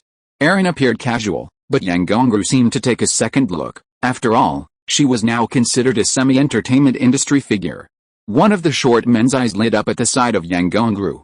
Aaron, of course, recognized the guy and glanced over. "Shorty, put away that lewd look and demeanor of yours." Zhang Zihui froze for a moment, his eyes narrowing, only to be pulled back by a friend. Only after Aaron had left with Yang Gongru in his arms did he angrily curse, "You idiot. He's the Miss Asia champion." Just like that, the tall friend next to him, named Deng, warned, "You can't afford to offend that guy. He's a Hollywood entertainment tycoon and a global billionaire. His name is Aaron Anderson. I met him at the Peninsula Hotel yesterday. He has strong connections with the top executives of conglomerates like HSBC and Jardine Matheson." Zhang Zihui cursed in his hoarse voice, "This is Hong Kong. What else can he do?" The tall friend named Deng patted him on the shoulder. "All right, let's eat first. There are plenty of beautiful women in Hong Kong. It's just Miss Asia. There are already several prostitutes." Meanwhile, Aaron and Yang Gongru arrived at the helipad at the Hong Kong-Macau ferry terminal, ready to take a helicopter to Macau. "Those are all Hong Kong filmmakers, they are quite famous," Yang Gongru reminded quietly in the car. Aaron just smiled and said, "Nothing, just a bunch of small people. Even if there are any problems in Hong Kong, Zhou Wenhui can be asked to solve them. Zhou Wenhui is a Hong Kong entertainment tycoon and can basically handle them." Wang Xiuxin is affiliated with the Golden Harvest Company, but she is completely independent. If there's any big problem, Aaron will know about it. "Don't worry, I will introduce you to the people from Hong Kong Golden Harvest Film Company in a few days. The entertainment industry is a big melting pot. There are all kinds of problems in it. It's good to have a backer." As he said that, Aaron patted the girl on the thigh to comfort her.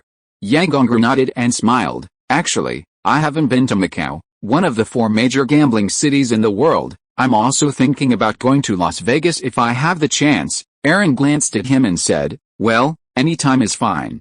Chapter 361 Enjoy the night. Macau, Las Vegas, Monaco, and Atlantic City are considered the 4 major gambling destinations of the Shijia family. Currently, Las Vegas is number 1, yet to be surpassed by Macau. However, as mainland China's economy develops, fueled by the influx of mainland Chinese tourists, Macau will become the world's number 1. The Westin Macau Resort is located on Kowloon Island, Macau's southernmost tip, near the South China Sea and adjacent to Black Sand Beach.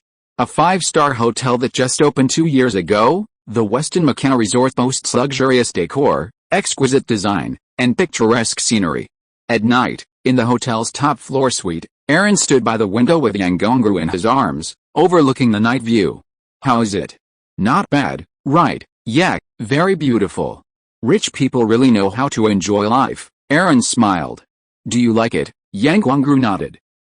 Aaron said, and then he lowered his head to kiss the woman in his arms, passionately. After the kiss, Yang Gongru blushed and wanted to take a shower. "Yes, go ahead." After Yang Gongru entered the bedroom, Aaron called Wang Xiuxin. "Do you want to set up an entertainment company in Hong Kong?" "Yes, in the future, if you want to make a movie, you can invest it yourself, but I don't shoot many movies now, and Golden Harvest has quite a few scripts. It doesn't matter, let's set it up first, and then you can invest in other works. The investment in Hong Kong movies is not high." "Well, I understand." After an unknown amount of time, Aaron, who was sitting on the bed, saw Yang Gongru coming out of the shower, her sexy and slim silk pajamas faintly visible. A pair of slender white legs was very imaginative. Yang Gongru came to Aaron, smiled, and asked, "Is it beautiful?" "Of course it is beautiful." Aaron pulled the girl to sit in his arms, and put his hand on her thigh. "You are the Miss Asia beauty pageant champion." Yang Gongru kissed Aaron on the face. "How long will you stay here?" Aaron rubbed the girl's face, then put his hand into her arms, feeling the softness. A few days left, but don't be afraid, I will come here often in the future. Besides, by then, you can also go to the United States or Canada, right? Well, as Yang Gongru's pajamas were half undone, her breathing became more and more rapid. After a while, Aaron lay on the girl. Yang Gongru put her arms around the man's neck and said, I will definitely stay in Hong Kong for the next 1 or 2 years, I know. When we return to Hong Kong, you will move to my villa in Mount Kellet. When we are not busy, we can travel abroad. Aaron looked at the girl under him and said, now, let's enjoy the night first. At the same time, Wall Street was experiencing an internet carnival. Netscape went public through an IPO with an EBITDA margin of -28.11% and a return on equity of -26.14%. On the same day, its stock price soared from the issue price of $28 to $75, and finally closed at $58.25 per share, with a market value of $2.3 billion. Netscape, which was established only 16 months ago and had a total investment of $17 million, became a company with a market value of $2.3 billion in one day through its IPO. The day after Netscape went public, the Wall Street Journal commented in astonishment, it took General Electric 43 years to reach a market capitalization of $2.7 billion. Netscape achieved that value in a single day, the New York Times declared. Netscape stock blazed like fireworks, as the first internet company to bring its unprofitable but high-growth model to the mainstream through an IPO. Netscape disrupted the traditional profit-centric valuation model, leading investors to focus on internet technology companies with user growth, technological leadership, and market potential. Macau, afternoon, Black Sand Beach. Aaron was lying on a beach chair, talking on the phone with Jennifer Connelly in New York. Because of the 15-hour time difference between here and the eastern United States, it was nighttime in New York. Netscape's IPO had a huge impact, and AOL's stock price has also risen significantly. Aaron smiled. That's great. There's a company in Silicon Valley called Yahoo that provides internet navigation services, and it's also been around for a while. Go there and find the founder. Cheyenne Hay Fund wants to invest. Aaron believed Netscape's IPO was a landmark event and one of the beginnings of the internet bubble. Yahoo, okay, when are you planning to return to China? I don't know yet, I'll look for you when I get back. After saying that, Aaron hung up the phone and took a sip of the juice beside him. Yahoo, Japan's SoftBank should have started investing, right? In the next few years, the explosion of technology stocks is inevitable. Aaron, Yang Gongru, who was beautiful and charming in a sexy swimsuit, came over. She had a graceful figure, showing off her pleasing posture, and the most amazing thing was her pair of naturally beautiful long legs. How about it? Are you happy? Aaron pulled Yang Gongru to sit on his lap and put his arm around the girl's waist. Well, it's really good. Yang Gongru put her arm around the man's neck, showing her intimacy. Aaron smiled and kissed her, caressing her body. As expected of the Miss Asia title, you're truly alluring, Yang Gongru smiled back. I got a call from my agent the other day. She said ATV thinks I'm quite attractive. They'll invest resources to help me establish myself in the entertainment industry, focusing on both TV series and movies. Aaron nodded. I've also recently discovered a new film company in Hong Kong called Media Asia Films. It was founded last year by 7 Hong Kong filmmakers. Their first film, released last year, was quite good. Last year, Media Asia Films released My Date with Spring, which grossed $20 million at the box office for $3 million, making it a hit. However, their other films from last year and this year haven't had much impact, being low-budget art house films. Aaron remembered that Media Asia Films' future prosperity would come after it was acquired by Peter Lam of Lixin, who now manages ATV. I'm planning to have someone acquire some of Media Asia's shares, so they can serve as a safeguard for you in the future. Yang Gongru's eyes lit up. Thank you, I understand. Aaron patted the girl. Wait a minute, we'll go to the Lisboa casino for a while, then come back to rest. We'll return to Hong Kong tomorrow. After finishing his business in Hong Kong, Aaron was ready to leave. Indeed, I'll also start acting training at ATV as soon as possible. ATV is already planning and arranging a television role for me. As the Miss Asia winner, Yang Gongru's popularity was currently skyrocketing, and ATV signed her to reap the benefits. Okay, let's go. Aaron said, rubbing the girl's body. Chapter 362 Too lazy to flatter. Hong Kong, Pacific Place, Golden Leaf Court Restaurant at the Conrad Hotel. Aaron had someone set up an entertainment company in Wang Xiuxin's name, and then acquired 45% of Media Asia's shares. I don't know how to run a business like that. Wang Xiuxin, holding the contract, was a little surprised when she saw Aaron approaching. Aaron smiled and said, "Don't worry, the management at Media Asia is pretty good, and the current investment projects are not expensive. It's okay." After arranging for Yang Gongru to move into the villa in Mount Kellet, Aaron asked Tahoe Investment Company to help Wang Xiuxin register the entertainment company. Wang Xiuxin shook her head. Investing millions in a film is a significant expense. Aaron put his arm around the woman's waist. "It's not a sole proprietorship, it's a partnership." "What are you afraid of?" Wang Xiuxin smiled. "Okay, I'll listen to you. I'm going to America with a Rush Hour crew." Aaron nodded. "Well, after you finish filming your scenes, you can go to Vancouver and rest for a while." Rush Hour primarily focuses on the two male leads, Jackie Chan and Will Smith, so Wang Xiuxin certainly won't need to stay on set the entire time. That evening, Aaron returned to his villa at Mount Kellet, between Kowloon Tong and Ho Man Tin in Kowloon City. Yang Gongru had already returned home from the ATV training course. "How is it going?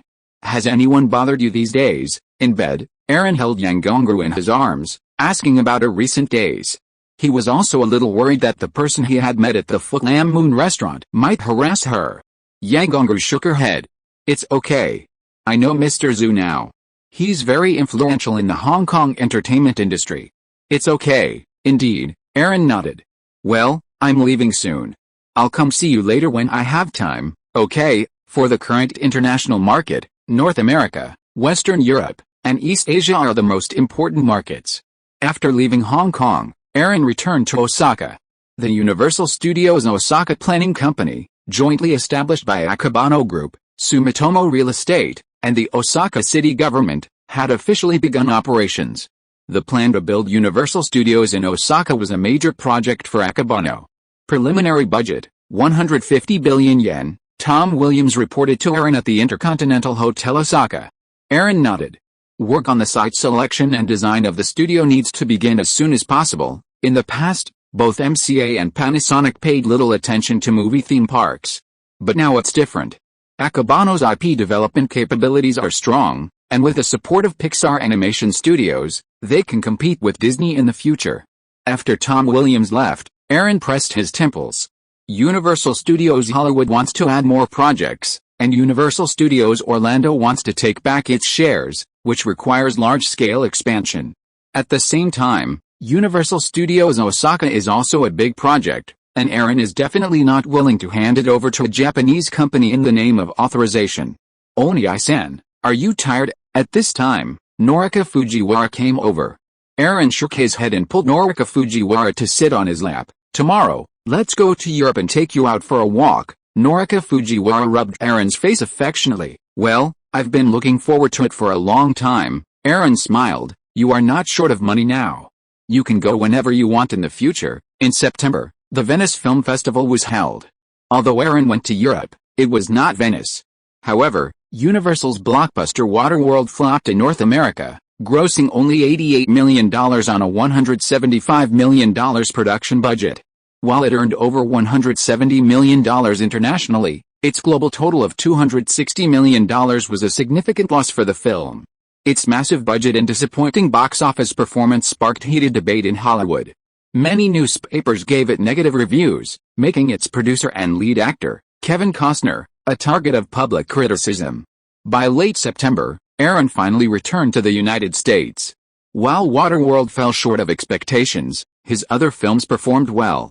Apollo 13 grossed $170 million in North America and $150 million worldwide. Toy Story grossed $190 million in North America and $360 million worldwide. Casper the Great grossed $100 million in North America and $280 million worldwide. C7N grossed $100 million in North America and $320 million worldwide. Con Air grossed $100 million in North America and $220 million worldwide. Meanwhile, Cheyenne Hay Fund acquired a 15% stake in Yahoo for $6 million. valuing it at $40 million. Just a few months earlier, Yahoo's valuation had barely been $3 million. At River Oaks Villa in Houston, Jennifer Connelly was surprised. "Are you so optimistic about Yahoo?" "I think that valuation was just something the two founders said casually." Sequoia Capital, SoftBank Group, and Cheyenne A Fund invested in Yahoo. Aaron curled his lips. "This kind of thing is just a casual remark. Just look at Netscape. There's a very true saying on Wall Street right now, traffic is money." Jennifer Connelly shrugged. "All up to you. After all, the investment in AOL is definitely a success." This time, Aaron came here specifically to attend the opening ceremony of the Houston Rockets' new home, the Dawn Center. The NBA's labor management negotiations have concluded, and the results are satisfactory. The league has established certain rules for rookie player contracts. However, the decision to implement a hard salary cap was not passed. However, the league and the players' union have finally reached a new round of agreements that will not delay the start of the NBA season. By the way, James Cameron spent $50 million to build a Titanic in Mexico Beach for filming. There are more than 400 people working on the construction site, and they said they want to restore it one. Aaron rolled his eyes. A one restoration of the Titanic? Are you trying to piss off Rupert Murdoch to death? Even if you wanted to copy it, $50 million is not enough. Jennifer Connelly frowned. Universal's losses on Waterworld this time are not small. Do you have any ideas? Aaron shook his head. Dawn acquired Universal this year, and the losses of Waterworld are entirely the responsibility of the previous company's leaders. Take this opportunity to completely exclude Lew Wasserman from the Dawn circle. Originally, Lew Wasserman had been demoted to manage MCA Records, but now, Aaron was too lazy to flatter him anymore. Clinton was going to award Lew Wasserman the Presidential Medal of Freedom to express his contribution to the entertainment industry. In that case, it's time for Lew Wasserman to officially retire. Chapter 363. This temptation is great. With the opening of the Dawn Center in downtown Houston, the Houston Rockets officially left the Compaq Center, where they had played for many years, and settled in what is now the NBA's most expensive and luxurious arena. In the office, Aaron met with Rockets general manager Ray Patterson and head coach Rudy Tomjanovich. The Rockets need to bring in young, promising players. It was clear to everyone that the Rockets' championship win this year was largely due to luck. With the aging of Hakeem Olajuwon and Drexler, the Rockets' competitiveness was waning. Ray Patterson's eyes lit up. "Boss, what do you mean?" Aaron's eyes narrowed. "I want the Rockets to win 3 consecutive championships." "Any suggestions?" The Rockets' players were aging, and aside from their core two, the others weren't very good. Power forward Chucky Brown, for example, couldn't handle the pressure. "There aren't any exciting players on the market this year," Rudy Tomjanovich sighed. Aaron knocked on the table. "The Spurs are selling Dennis Rodman." General manager Ray Patterson and head coach Rudy Tomjanovich were both stunned. Was Dennis Rodman a strong player? He was a strong player. He was the rebounding champion for 4 consecutive years and a 6-time all-defensive first-team selection. But he clashed with management, disagreed with teammates, and had arguments with fans. He had a volatile personality and a chaotic off-court life, a true bad boy. Will Rodman's arrival mess up the Rockets' locker room? Rudy Tomjanovich was undoubtedly worried. Not many teams in the league would dare to take Rodman. He plays power forward and could take a lot of the pressure off Olajuwon. Trade him for Chucky Brown. The Spurs definitely wouldn't refuse. They want to get rid of this cancer as soon as possible. Aaron knocked on the table. Dennis Rodman's ability was unquestionable. It just depended on whether the Rockets could control him. But even if he wasn't a good player, they had stopped him from going to the Bulls, right? Let's see if there are any suitable replacements. The Rockets' bench isn't deep enough. Ray Patterson and Rudy Tomjanovich nodded in unison. They knew the allure of a three-peat. That evening, a business reception was taking place at the Four Seasons Hotel in Houston. Texas oil tycoon Robert Bass chatted and laughed with Aaron. "Aaron, are the Houston Rockets going for a three-peat?" Aaron smiled. "Perhaps if Michael Jordan continues to play baseball, our chances will be better." Robert Bass, a member of the renowned Texas oil family, was also a supporter of George W. Bush. The Bass family was also a major shareholder in the Disney Group, headed by Robert Bass's brother, Sid Bass. Jerry Buss, the family that also owned the Los Angeles Lakers, and Robert Bass were on a completely different level. "By the way, Aaron, let me introduce you to 2 people. Robert Bass then introduced Aaron Anderson to Jim Coulter and David Bonderman, the founders of the investment firm TPG, Texas Pacific Group. TPG may have only been around a few years, but it partnered with GE Capital to acquire Continental Airlines. Quite a big deal. David Bonderman clinked glasses with Aaron, grinning. Mr. Anderson single-handedly built the international entertainment giant, Suzuki Group. In just a few years, TPG is nothing compared to Suzuki. Jim Coulter and David Bonderman were both managers of the Bass Family Investment Company, and several years ago, they teamed up with William Price III to establish TPG. Aaron, perhaps there will be areas for us to collaborate in the future, Jim Coulter said with a smile. TPG also offers acquisition services, similar to Blackstone Group. This year, Suzuki's commissioning of Blackstone to acquire MCA certainly made TPG jealous. Aaron nodded. It seemed TPG had a strong interest in Suzuki, but TPG was still relatively new, and the funds it managed weren't very large. By the way, TPG seemed to have emerged unscathed from the Mexican financial crisis that occurred from late last year to this spring, Aaron inquired. Late last year, the Mexican peso devaluation, due to political and economic factors, triggered a financial crisis. It affected not only Latin America but also Europe and Asia, with North America bearing the brunt of the impact. David Bonderman spread his hands. TPG's investment in Mexico suffered some losses, but they were within our means. Then the International Monetary Fund provided Mexico with a $50 billion bailout, which helped them through the difficult times. Texas, which shares a large border with Mexico, was well aware of the situation there.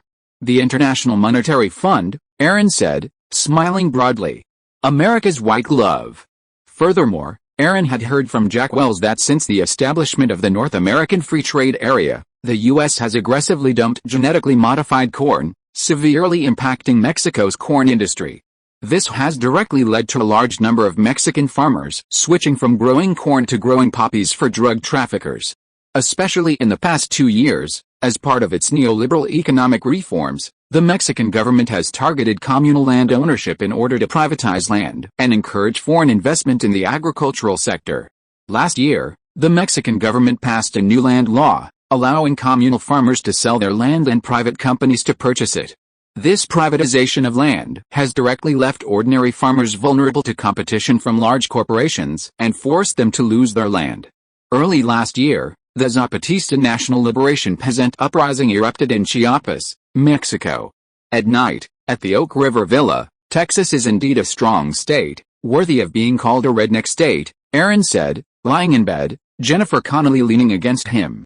Jennifer Connelly smiled. Cowboys, with bad tempers, Texas has never had much sense of belonging to the Union. Aaron stroked the girl's 34D. We are the Lone Star Republic. Jennifer Connelly kissed Aaron on the face a few times. Aren't you going back to Los Angeles? Let's go to New York first. Dawn is going to go public this year. You know, this is a big deal. Dawn will need money in so many places next. Aaron had to pay attention. When the time comes, I will allocate some shares to you and the employees. Remember to hold them for a long time. They will definitely become more and more valuable in the future, I know. Jennifer Connelly blinked her big eyes, and her slender fingers drew circles on Aaron's chest. Well, I'll wait for you in Los Angeles. Chapter 364 Aaron's Unhappiness. Fox wants half of the Houston Post plus $200 million in cash before they can give us a maximum 30% stake in FNC, Fox News, and they won't allow us to participate in FNC's operations. After returning to New York, Aaron, at his global headquarters in Rockefeller Center, quickly received a call from Karen McKee, president of the Houston Post. Yes, and I heard Rupert Murdoch is suggesting the same thing. Aaron's eyes narrowed. When I spoke to Rupert Murdoch before, he wasn't so forceful. Karen McKee was silent for a moment before responding. It's probably because News Corp hired Roger Ailes to run Fox News. Roger Ailes, formerly president of CNBC's financial channel, had led CNBC out of a slump and boosted profits. However, NBC and Microsoft partnered to establish the 24-hour cable news channel, MSNBC, and the company also intended to transfer the Talk of America to MSNBC. Not only did MSNBC want to split some of CNBC's rights, but American Talk was also Roger Ailes' flagship program. This caused a conflict between Roger Ailes and NBC, leading to his departure from CNBC. Is GE stupid? How could someone of his caliber leave and simply join another similar channel? There must be a non-compete agreement, Karen McKee explained. Roger Ailes participated in the creation of FNC, not joined it. He took advantage of a loophole. Aaron also understood that Roger Ailes had deep connections in the political world, and this was just a stepping stone to joining FNC. After hanging up the phone, Aaron leaned back in his chair. Rupert Murdoch clearly didn't want Xu Guang to participate in the FNC news channel. It seemed that George W. Bush's reputation was not good anymore. Perhaps Xu Guang was too close to Clinton, while Fox News was oriented towards the Republican Party. Rupert Murdoch's reluctance to allow Xu Guang to participate made sense. That old bastard, he understood, but this was a great opportunity for Aaron to get involved in the news channel, and it was gone. With CNN as his successor, MSNBC and FNC couldn't be underestimated. That evening, at a high-end cocktail party at the Pierre Hotel in Manhattan, Aaron ran into John Malone, chairman of TCI Group. Last year, Liberty Media, managed by John Malone, had launched Starz, a pay cable channel specifically to compete with Time Warner's HBO, Viacom's Showtime, and NBC's Bravo. I heard the FCC just approved Time Warner's merger with TBS, Turner Broadcasting System, Aaron inquired. John Malone nodded. Liberty Media, which he managed, owned nearly a quarter of Turner Broadcasting's shares, making it the second largest shareholder after Ted Turner. Turner Broadcasting's third largest shareholder was Time Warner itself. Time Warner's merger with Turner Broadcasting will be very beneficial to the communications and cable TV businesses. Previously, when Time Warner CEO and Chairman Gerald Levine changed his mind about acquiring Turner Broadcasting, John Malone opposed it.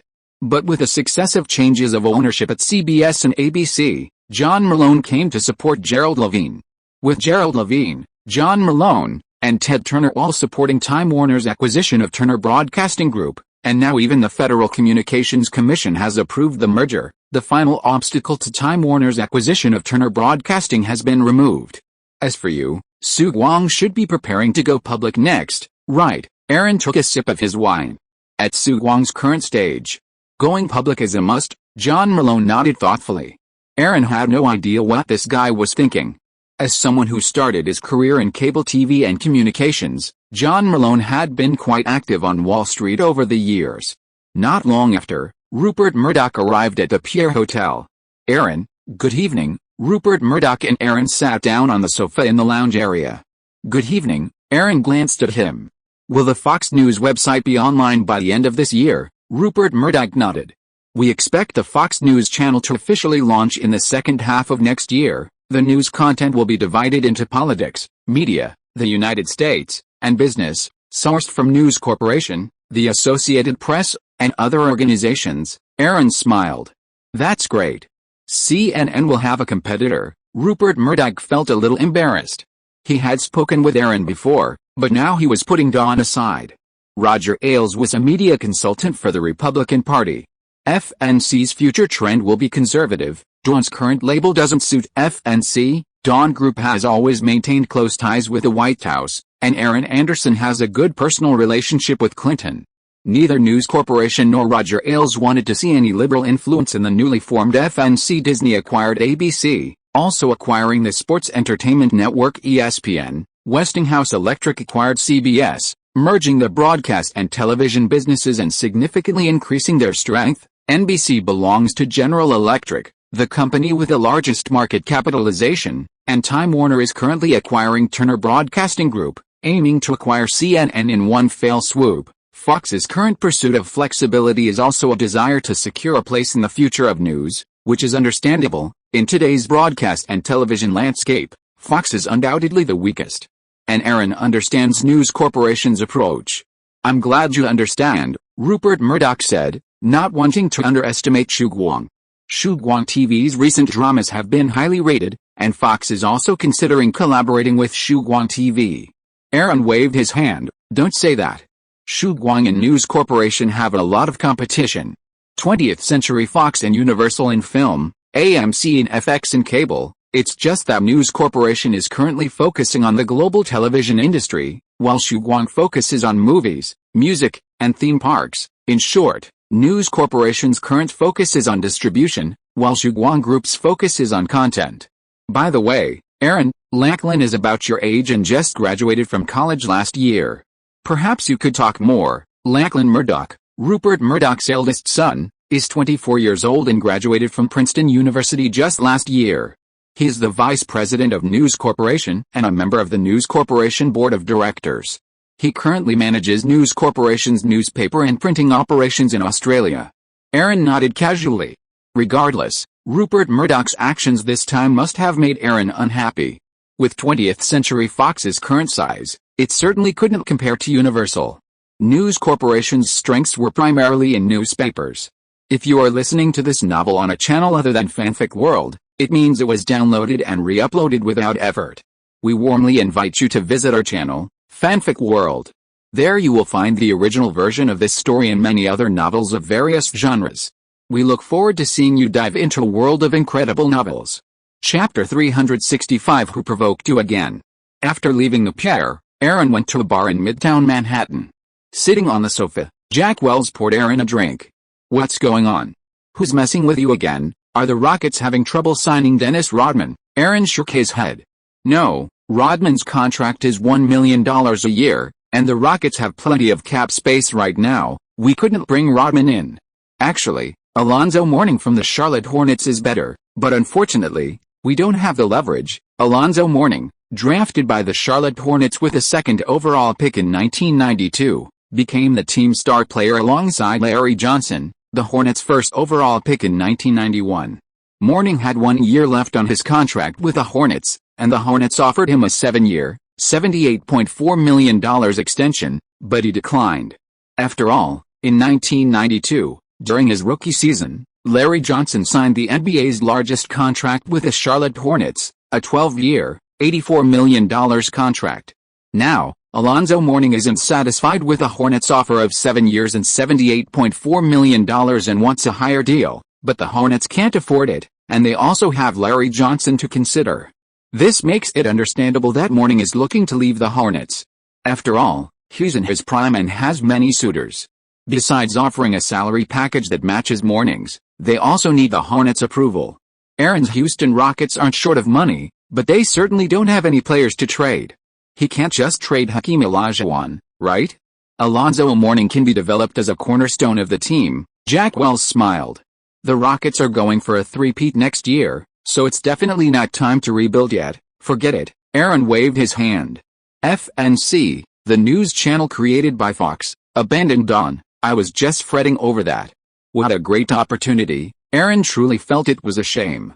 Fox was already the fourth largest terrestrial broadcast network, with a market size far larger than the WB, Warner Brothers Network, or UPN, Paramount Associated Press. In the news field, besides CNN and the three major terrestrial networks, it was the largest. Now, Fox was planning to launch a 24-hour FNC cable news channel. It was incredibly ambitious and truly captivating. Just look at the power of CNN to see how powerful a high-rated news channel can be. Jack Wells shrugged. So it's because of the network? Take your time, Jack Wells said, taking out a cigar and lighting it. Aaron looked at it and smiled. You can do it now, try it. Jack Wells handed Aaron a cigar. This makes you look cooler. Aaron then took a puff. I heard you went to Africa. What were you doing there? In South Africa, after Mandela came to power last year, he launched a series of programs, including Black Economic Empowerment. As you know, as the most developed and wealthy country in Africa, most of South Africa's wealth and resources are in the hands of white people. Mandela's rise to power targeted many white people, leading to a wave of emigration. I have several major clients doing business in South Africa. It wasn't just South Africa. Angel was already involved in arms trade, primarily in Africa. Mandela, Aaron shook his head. South Africa was a developed country with a strong economy, but it was about to decline. Meanwhile, Michael Ovitz, the newly appointed president of Disney, was facing a dilemma. Michael Eisner had only given him responsibility for the record and publishing businesses. He was also given responsibility for some matters Michael Eisner was reluctant to address. For example, firing management who didn't meet Michael Eisner's standards, retaining animators tempted by Jeffrey Katzenberg's high salaries, and resolving the contract dispute between Disney and Jeffrey Katzenberg. Aaron sat on the sofa in his Upper East Side villa, talking on the phone with Tom Williams. Universal Studios Orlando, Florida, Rank is asking $450 million for their 50% stake. Aaron smiled. Okay, say yes. Universal Studios Orlando had already been planning a massive expansion, and Aaron envisioned turning it into a large, multifunctional movie-themed resort, to be operated by Universal itself, directly competing with Disneyland. Also, the Universal Studios Hotel project needs to be launched as soon as possible. We're going to build our own Universal Studios-themed hotel. With Universal Studios being such a strong IP, Aaron was determined to invest heavily in its development. A moment later, Christiana Yerry approached.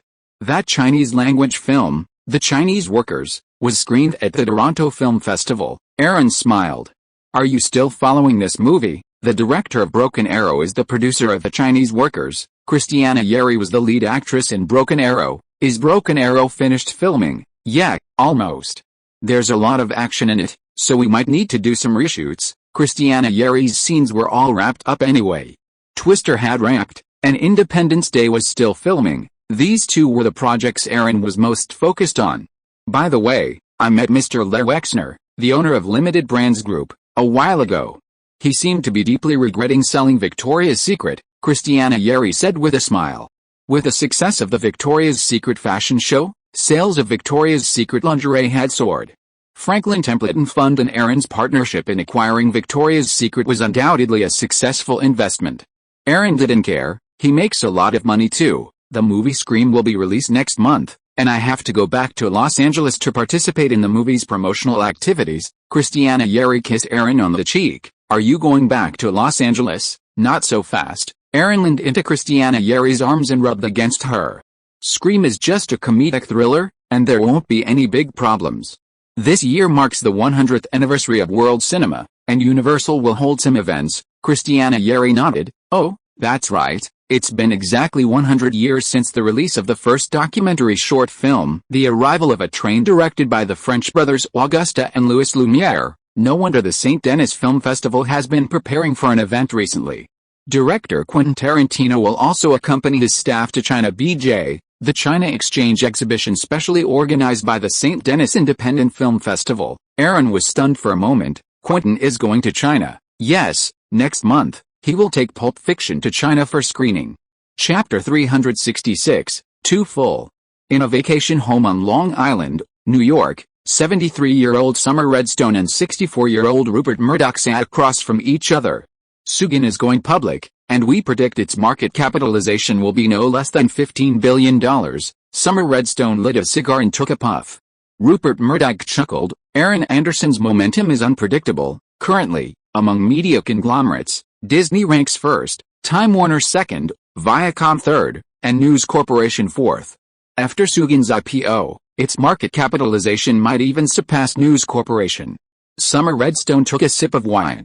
Dawn was very interested in television. I heard they were going to partner with you on Fox News. Did that fall through? Rupert Murdoch nodded. Dawn's liberal leanings didn't align with FNC's conservative views. Summer Redstone sighed. In the old MCA era, MCA Television and Universal Pictures had mediocre performance. Now with Dawn, it's doing incredibly well. Dawn's share of the Hollywood market is growing. Summer Redstone believed that content was king, and Viacom's cable networks and Paramount also adhered to this philosophy. Unfortunately, with Dawn's rise, its output in film and television was almost unstoppable. Rupert Murdoch narrowed his eyes. Dawn's current focus seems to be Universal Studios. They're going to compete directly with Disneyland in the movie theme park market. Theme parks? Summer Redstone frowned. This was a crucial platform for the consumer goods market.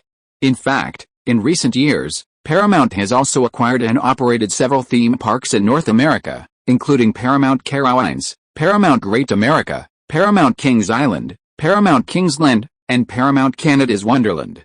However, these are merely amusement parks, and cannot be compared to the long-established movie-themed parks like Disney and Universal Studios.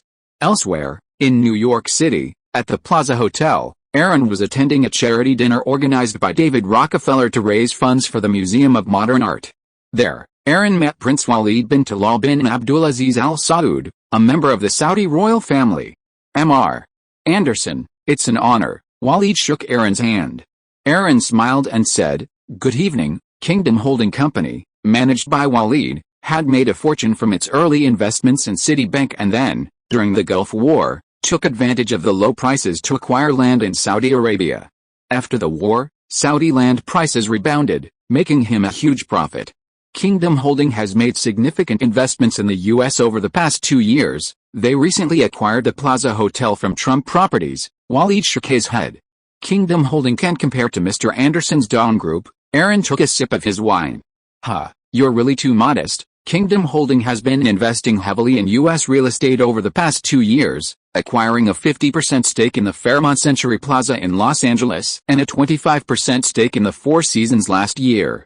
Besides U.S. investments, Kingdom Holding has also been splashing out money in Europe. However, the main reason Waleed caught Aaron's attention was Kingdom Holding's $345 million acquisition of a 25% stake in Disneyland Paris in the second half of last year. Right now, Wall Street is buzzing with news about Dawn's upcoming IPO. Many investment banks and fund managers are eyeing Dawn. Waleed's own Kingdom Holding was equally enthused. Aaron nodded slightly. Dawn welcomes all investors. Waleed suddenly asked, Mr. Anderson, I'm planning to build 2 luxury-themed resort hotels at Universal Studios Resort in Hollywood and Orlando. Would Universal Studios be interested in partnering? Aaron was stunned. Oh, what brand? In Hollywood, I'm planning to build a Universal Studios Plaza Hotel, and in Orlando, a Universal Studios Four Seasons Hotel. After listening to Waleed's words, Aaron tapped his fingers on his knee. Absolutely. Dawn has just established Universal Studios Hotels Group and is officially entering the hotel business. In that case, we can directly cooperate to build 2 new hotels and jointly manage them. A 3-way partnership between Kingdom Holdings, Four Seasons Hotels and Resorts, and Universal Studios shouldn't be a problem. After chatting with Waleed, Aaron chatted with 80-year-old David Rockefeller. Aaron, thank you for your support of the museum. David Rockefeller shook Aaron's hand. Of course, Aaron replied with a smile. As the family that once founded Standard Oil, the Rockefellers' reputation was undeniable. David Rockefeller, the third-generation leader of the family, had previously controlled Chase Manhattan Bank. The Rockefellers possessed deep connections in American politics and business.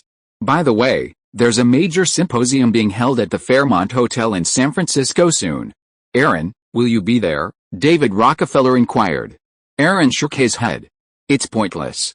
Not for a young man like me. Indeed, the Fairmont Hotel in San Francisco was recently hosting a meeting of the human elite. Some of the most influential politicians and businessmen from Britain and the United States gathered to discuss the current rapid growth of the world's population.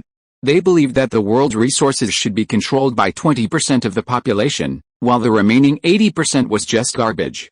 David Rockefeller smiled. Indeed, if they're going to implement a pacifier program, Hollywood can't get past it. After all, you control the channels of dissemination in Hollywood. No one can ignore you. Aaron rubbed his face. It's just a bunch of bored people entertaining themselves. Society is inherently evolving. A few hundred people. You think you can speak for billions of people around the world? David Rockefeller nodded, patted Aaron on the shoulder, and said, enjoy the party. After David Rockefeller left, Aaron took a sip of his drink. He was well aware of the roundtable meeting held at the Fairmont Hotel in San Francisco. Texas Governor George W. Bush, former British Prime Minister Margaret Thatcher, British Labour Party leader Tony Blair, billionaires George Soros and Bill Gates, and many others attended. Who initiated it? The invitation came from the American-funded Gorbachev Foundation. People really shouldn't eat too much? Aaron shook his head. These guys really ate too much and had nothing to do. Chapter 367 Unexpected Guests. With the arrival of October, the temperature in New York began to drop. Preparations for Sugan's IPO were proceeding smoothly, and this time, Sugan planned to raise over $1.5 billion.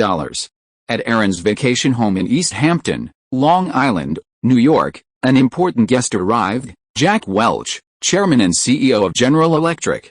Currently, Jack Welch was arguably the world's #1 CEO. Mr. Welch, are you saying you want to merge NBC and Sugan? In his study, Aaron took a sip of coffee and looked across at Jack Welch, still quite surprised. Everyone knows that Disney's attempt to acquire NBC a few months ago failed. Jack Welch nodded. I won't waste my time. NBC's business is pretty mediocre, and given the current wave of mergers between television stations and film companies, Sugan and NBC are complementary. Aaron smiled. GE, are you planning to give up NBC? Sugin's current size was undoubtedly much larger than NBC's, so even if GE wanted to acquire Sugin, it would be impossible. Aaron, my idea is that GE can sell 49% of NBC's shares to Sugin, and Sugin will be responsible for NBC's content production. NBC will continue to be operated by GE.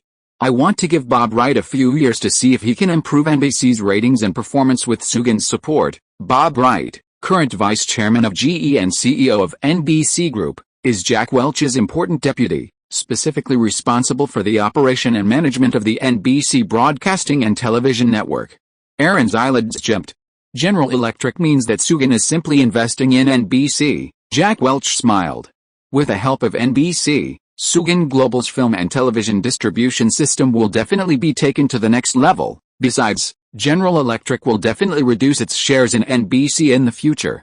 Who else will be the seller besides Sugin? Aaron tapped the table with his fingers, then stared at him with a burning gaze. Mr. Welch, this is not the condition you proposed to Disney before, right? Jack Welch shrugged. Perhaps, Sugin is more attractive to NBC now. Aaron pursed his lips. Sugin is definitely interested in TV stations. As one of the three major national wireless broadcasting networks, NBC naturally has a strong appeal, but what Sugin needs is its own broadcasting network. It is definitely impossible for Sugin to help General Electric develop NBC. Hollywood's film groups are strong in the content field. General Electric wants to obtain the content output of Hollywood film groups, but does not want to give up control of the TV network. It is too greedy. That's a shame, Jack Welch said helplessly. Sugin's content production was unrivaled in Hollywood. General Electric would certainly prefer to sell half of NBC to Sugin rather than half its shares to Disney, primarily because Sugin's films and TV series were classics. After seeing Jack Welch off, Christiana Yeri approached. General Electric, the number one company by market capitalization, Aaron smiled. So what if it's number one? GE's manufacturing business is shrinking, but GE's financial business is thriving. GE capital size has been growing steadily in recent years. Then, Aaron sat down on the sofa. 20th Century Fox has a project, which is adapted from The English Patient, a novel of the same name by the famous Canadian writer Michael Ondaatje. They seem to have withdrawn. I've read the script, it's not bad. Crescent Pictures can take over the filming. Christiana Yeri nodded. Picked up the plan on the coffee table and flipped through it. I will notify Crescent Pictures as soon as possible. The reason why 20th Century Fox gave up the project of The English Patient was mainly because the actor that the director of the film, Anthony Minghella, wanted to use did not meet 20th Century Fox's ideas. As a British, Anthony Minghella wanted the British actress Kristen Thomas as the heroine, while 20th Century Fox wanted the more famous Demi Moore to play the role. Looking at the cast list on the project plan, Christiana Yeri smiled. Ralph Fiennes, the male lead, and Juliette Binoche, the female lead, are both excellent actors. Ralph Fiennes had already collaborated with Xu Guang on Schindler's List and The Silence of the Lambs, prequel, Red Dragon. Needless to say, French actress Juliette Binoche also achieved international acclaim for The Flame in Red and the Blue, White, and Red trilogy. Yes, director Anthony Minghella is a relatively new director, but he was very persistent about The English Patient. Anyway, the budget for The English Patient wasn't that high. As an independent art film, let him have his free rein. Aaron actually knew about this film. It seemed to have won an Oscar for Best Picture. Anthony Minghella was writing and directing the film, and it seemed that Harvey Weinstein of Miramax was also interested in the project. Unfortunately, although Miramax is now an art house under Disney, its development over the years has been a mess. How could it possibly compete with the Xu Guang brand? Miramax missed out on Quentin Tarantino's Pulp Fiction, losing its chance for widespread fame. Without Quentin Tarantino as his frontman, Harvey Weinstein's future will be even more difficult. Hey, there's Friends tonight. It's really hilarious, Christiana Yeri said, turning on the TV. Last month, Friends Season 2 aired on NBC, and with the success of the first season, the second season's ratings have been even higher. You like it too? Aaron put his arm around Christiana Yeri and smiled. Christiana Yeri nodded. Yes, it's very captivating. The actors in it are so good to find. Aaron then watched as Jennifer Aniston's Rachel Green became even more stunning and charming. The popularity and buzz surrounding Friends is steadily increasing, and NBC has undoubtedly tasted the sweetness of the hit series. Produced by Dawn TV, has also enjoyed higher ratings. General Electric is considering selling Dawn TV's stake in NBC, likely due to its production capabilities. Don't worry, Dawn TV will definitely produce more and better TV series in the future, Aaron said, reaching out to caress the girl's thigh. "Yeah, I know you're amazing." Christiana Yeri kissed Aaron on the cheek. Watch TV. Chapter 368, A Country Within a Country. At Universal Studios Hollywood in Los Angeles, Twilight Pictures, a subsidiary of Dawn, released a comedy horror film Scream. It opened with $7 million in its first weekend and, after 10 days, has grossed $11 million in North America, earning widespread critical acclaim. Premiere commented, "Beyond its horror elements, Scream offers a shrewd critique of pop culture, turning the sting of horror formulas into a delightful experience." The Hollywood Reporter commented, "This Scream playfully tweaks many horror conventions with its incredibly clever and complex plot. While the film begins and ends with a requisite gory violence, it deftly blends satire, self-reference, and social commentary with the horror and blood." The lead actress in Scream is none other than British actress Kate Beckinsale, who excelled in last year's Legends of the Fallen starring Brad Pitt. Her starring role in Scream has earned her a large following among teenage audiences. Meanwhile, another erotic film, Showgirls, produced by Carlock and distributed by MGM, received widespread negative reviews. Carlock invested $45 million in Showgirls, with Joe Esterhaus writing the screenplay and Paul Verhoeven directing, yet it only grossed $20 million. At this point, Carlock Pictures, with no other options left, officially declared bankruptcy, with the bank taking over its assets. Even though Carlock still had a blockbuster film, Cutthroat Island, set to be released next month, Carlock ultimately couldn't wait. Aaron said, hugging the voluptuous and beautiful Kate Beckinsale in his arms as he kissed her passionately. Kate Beckinsale said, before she collapsed on top of Aaron, panting heavily. The writer and director of Showgirls are the same writers and directors who previously wrote and directed Basic Instinct, and they couldn't replicate the success of Basic Instinct, Kate Beckinsale said, kissing the man on the cheek. Aaron smiled, stroking the girl's smooth, white back. "That's right. Carlock's goal was to replicate the miracle of Basic Instinct. Too bad, Showgirls was panned by the studios. Paul Verhoeven's film, laced with exposure, fighting, profanity, titillation, and extravagance, created a riotous mix of sensibility. The excessive nudity and meaningless plot made the film seem utterly absurd. The failure of Showgirls was the catalyst for Carlock's bankruptcy.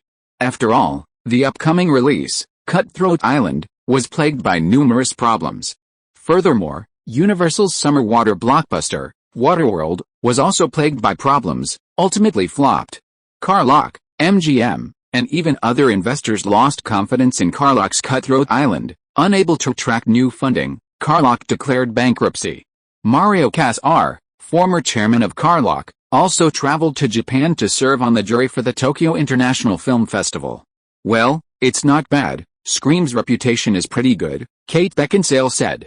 It was her first leading role in a film, and she was certainly a little nervous. Even though Scream's budget was a mere $14 million, her previous roles in Much Ado About Nothing and Legends of the Fallen weren't considered leading roles, but supporting ones. "That's good. You did a great job in Scream, and with the release of that movie, you've gained some fame in Hollywood. There should be more roles for you in Hollywood," he said, patting the woman. "Besides, don't I still have you?" Kate Beckinsale was only 22 years old. If she hadn't dropped out of Oxford University, she would have been a recent graduate this year. Kate Beckinsale nodded. "Of course I understand. I have some movie promotions for the next few days. Go to sleep." The next day at noon, at Universal Studios Hollywood, Aaron and Tom Williams stood at a valley in the park. "Is this where we'll build Waterworld next year?" "Yes, after excavation, we can create the apocalyptic Waterworld scene. With all sorts of water shows, it'll form a lake here, and it can connect to the river over there." Because the movie Waterworld was a huge loss, after Aaron's suggestion, Tom Williams had a special survey conducted. The plan to build Waterworld was completely feasible. Aaron thought for a moment. "By the way, remember to build a pirate ship amusement park on the water? Didn't the news report that the wreck of the Queen Anne's Revenge was discovered in Pamlico Sound, North Carolina, this year?" The Queen Anne's Revenge was a famous pirate ship and the flagship of the infamous 18th-century pirate Blackbeard. A pirate ship amusement park, Tom Williams thought for a moment, then nodded. That's a good idea. Universal Studios doesn't have many water activities, so we can do it. Aaron took another look, but inwardly, he was preparing for the Pirates of the Caribbean movie. In his previous life, Disney's fantasy film series, Pirates of the Caribbean, had its roots in their pirate ship project. Now, Disney hadn't developed it yet, so Aaron couldn't miss out. He could take advantage of the construction of future Water World and secure the pirate ship project, killing two birds with one stone. How are the preparations for Universal Studios Osaka going? Very smoothly. Construction will begin next year. Universal Studios Orlando will also be expanded, and Rank Films has agreed to sell 50% of its shares in Universal Studios Orlando. Aaron asked, how much did they ask? $350 million. Aaron smiled. It's really a surprising price. Tom Williams smiled bitterly and said, Rank Films refuses to lower the price. Okay, promise them. A few days ago, I reached a verbal cooperation with Prince Al Walid of Saudi Kingdom Holding Company in New York, prepare to build 2 new resort hotels in Universal Studios Hollywood and Universal Studios Orlando, and let Universal Studios Hotel participate, especially in Orlando. We also want to build Universal Studios theme hotels ourselves, and we will try our best to buy all the land near Universal Studios Orlando. You know, Disney owns more than 120 square kilometers of land in Orlando, while Universal Studios occupies only 2.2 square kilometers. Orlando Disneyland is basically a country within a country, and Universal Studios wants to minimize the gap between the two. Chapter 369 I already regret. With the Dawn Group's impending IPO, Aaron Anderson, returning to Los Angeles, is enjoying immense success. Dawn's lack of foundation and international distribution channels were supplemented by the acquisition of Universal. Notably, Anderson immediately withdrew from United International Pictures, UIP, a joint venture with Paramount, and formed Dawn Universal International. At the same time, he focused on developing Universal Studios, prioritizing the consumer products division. At Disneyland Anaheim, Michael Eisner, fresh from his meeting with the Anaheim City Council, was in a state of dismay. The Anaheim Angels, the MLB team owned by Disney, had suffered a major financial collapse this year. Angel Stadium, their home stadium, had fallen into disrepair and, combined with damage from last year's Los Angeles earthquake, was no longer able to withstand the impact.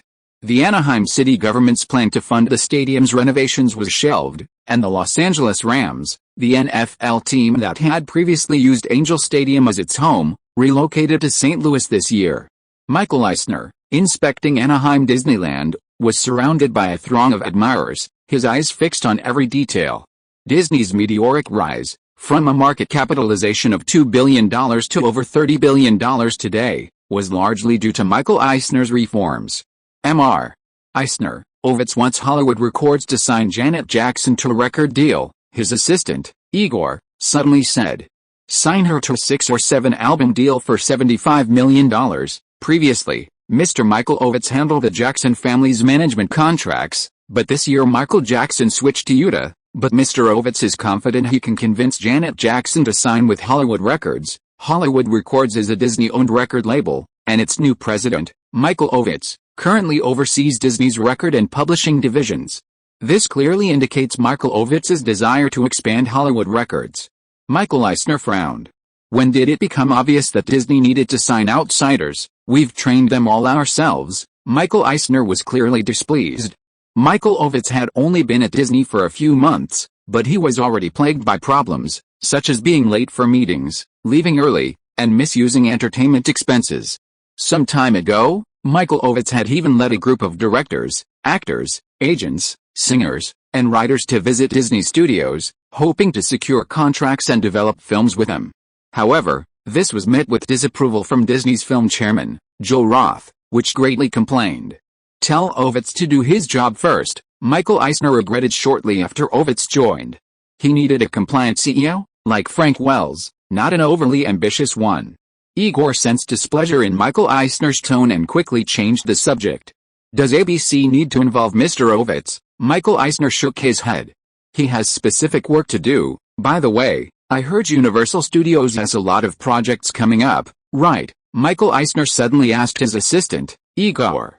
Universal Studios, indeed, Mr. Anderson has launched the Universal Studios Osaka project in Japan. At the same time, expansion plans for Universal Studios Hollywood and Universal Studios Orlando are also in the works. Sugan's IPO is primarily aimed at raising funds for Universal Studios expansion. Lately, Universal Studios has been a constant topic of discussion. Michael Eisner's eyebrows moved. It seems that Pixar's Toy Story gave Aaron great confidence. The first overseas Universal Studios is also located in Japan. Igor nodded. Aaron went to Japan in person to participate in the negotiations. The investment in Universal Studios Osaka is no less than 15 billion yen. Akebano's determination for Universal Studios Osaka is huge. Michael Eisner just smiled. Running a theme park is not like making a movie. After half a century of development, Disney has a series of popular images such as Mickey Mouse, Donald Duck, and Winnie the Pooh. Universal Studios is mainly movie entertainment.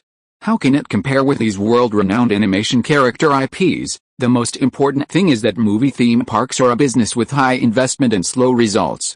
Akebano's style of large investments will inevitably quickly consume the cash flow in hand. In a sense, Michael Eisner is very willing to see Akebano invest funds in Universal Studios. Igor agreed. Yes, ever since Viacom acquired Paramount, it's also acquired the operating rights to several theme parks in North America. Unfortunately, these parks, built during the boom in new theme parks in the 1980s, have been losing money. Entering the theme park market isn't easy, not to mention Universal Studios. Paramount and Warner Brothers also operate theme parks domestically and internationally, but their scale and business certainly can't compare to Disneyland and Universal Studios. Still, we can't underestimate Aaron Anderson. Universal Studios is the only film and television theme park in the world that can be compared to Disneyland, especially Universal Studios Hollywood, which is a city icon for Los Angeles. To be recognized by Michael Eisner, Universal Studios Hollywood must have a considerable attendance, since Universal Studios Orlando only opened in 1990. Akebano's launch of the Universal Studios Osaka project is simply to compete with Tokyo Disneyland. Kanto and Kansai are Japan's most important economic regions. Igor laughed and said, the most popular attractions at Universal Studios are still Spielberg's films. Now that Spielberg has formed DreamWorks, it's a huge loss for Universal Studios. The A Experience and Jurassic World are both top attractions at Universal Studios. The formation of DreamWorks SKG is not only a major rival to Disney, but also a major threat to the younger Pixar. Jeffrey Katzenberg's plans to develop DreamWorks Animation will be a headache for Disney, but it will also be a competitor to the young Pixar. DreamWorks, Michael Eisner has always been resentful. Jeffrey Katzenberg's departure is unforgivable. Perhaps he should find time to meet with Aaron Anderson. After all, Jeffrey Katzenberg's DreamWorks is a common enemy for both companies. After the success of this year's Toy Story, DreamWorks' poaching efforts aren't just targeting Disney animators. Pixar is also a victim. Jeffrey Katzenberg's move has forced both companies to increase salaries, directly causing financial losses. Chapter 370, Betting on Both Sides.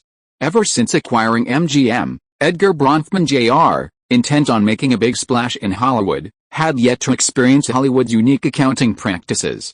MGM's recent release, Golden Eye, which grossed $100 million in North America and $350 million worldwide, gave him immense confidence.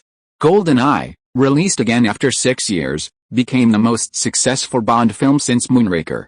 The Chicago Tribune declared, as the first Bond film since the fall of the Berlin Wall and the collapse of the Soviet Union, GoldenEye is a triumphant revival of the James Bond franchise. The Washington Post declared, a fast-paced thriller interspersed with danger and humor. GoldenEye clearly captivated theatergoers and re-established James Bond's unbeatable cinematic legend and enduring image as a screen hero. Furthermore, MGM's other fantasy horror film, Species, also grossed $60 million in North America and $110 million worldwide. At the Sunset Marcus Hotel in West Hollywood, Aaron attended a cocktail party hosted by Edgar Bronfman Jr. with the glamorous British actress Catherine Zeta-Jones. "How's things going in the UK?" Aaron asked, his arm around Catherine Zeta-Jones' waist. "It's pretty good.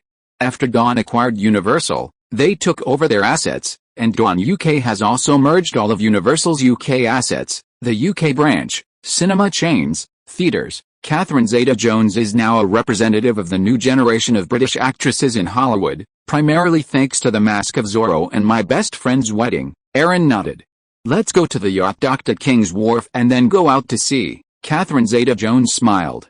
Okay, this time, at Edgar Bronfman Jr.'s cocktail party, not only Hollywood celebrities but also political figures were present. Re-elected California Governor Pete Wilson was also invited.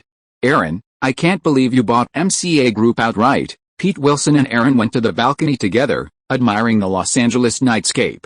Lou Wasserman had semi-retired after receiving the Presidential Medal of Freedom from Clinton. After all, MCA had been reorganized into Universal Music Group, with MCA now merely a subsidiary record label. Aaron raised his glass, clinked it with his, and took a sip. California is not peaceful right now, Pete Wilson asked helplessly. Are you talking about Proposition 187? Aaron smiled casually. Proposition 187 was ruled unconstitutional by the Supreme Court. It's almost impossible to continue enacting it. In last year's California election, Pete Wilson won re-election as governor of California. He departed from his usual low-key and steady style and directly promoted a number of conservative policies, including environmental and air pollution laws, restrictions on immigrant benefits, and a crackdown on illegal immigration. In particular, Proposition 187, passed by Pete Wilson earlier this year, sparked a massive legal controversy. California Proposition 187 aimed to deny undocumented immigrants access to public education, healthcare, and other benefits. However, opposition from Democrats sparked ongoing legal action, with federal courts ruling that most of its provisions were unconstitutional, violating federal immigration jurisdiction. While the United States is a self-governing state, all laws must be governed by the U.S. Constitution. California Proposition 187 lost its constitutional basis for full implementation, and the consequences were clear.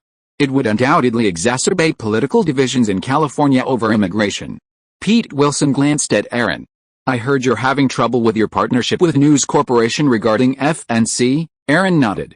News Corporation and Dawn Group represent the Republican and Democratic parties, respectively.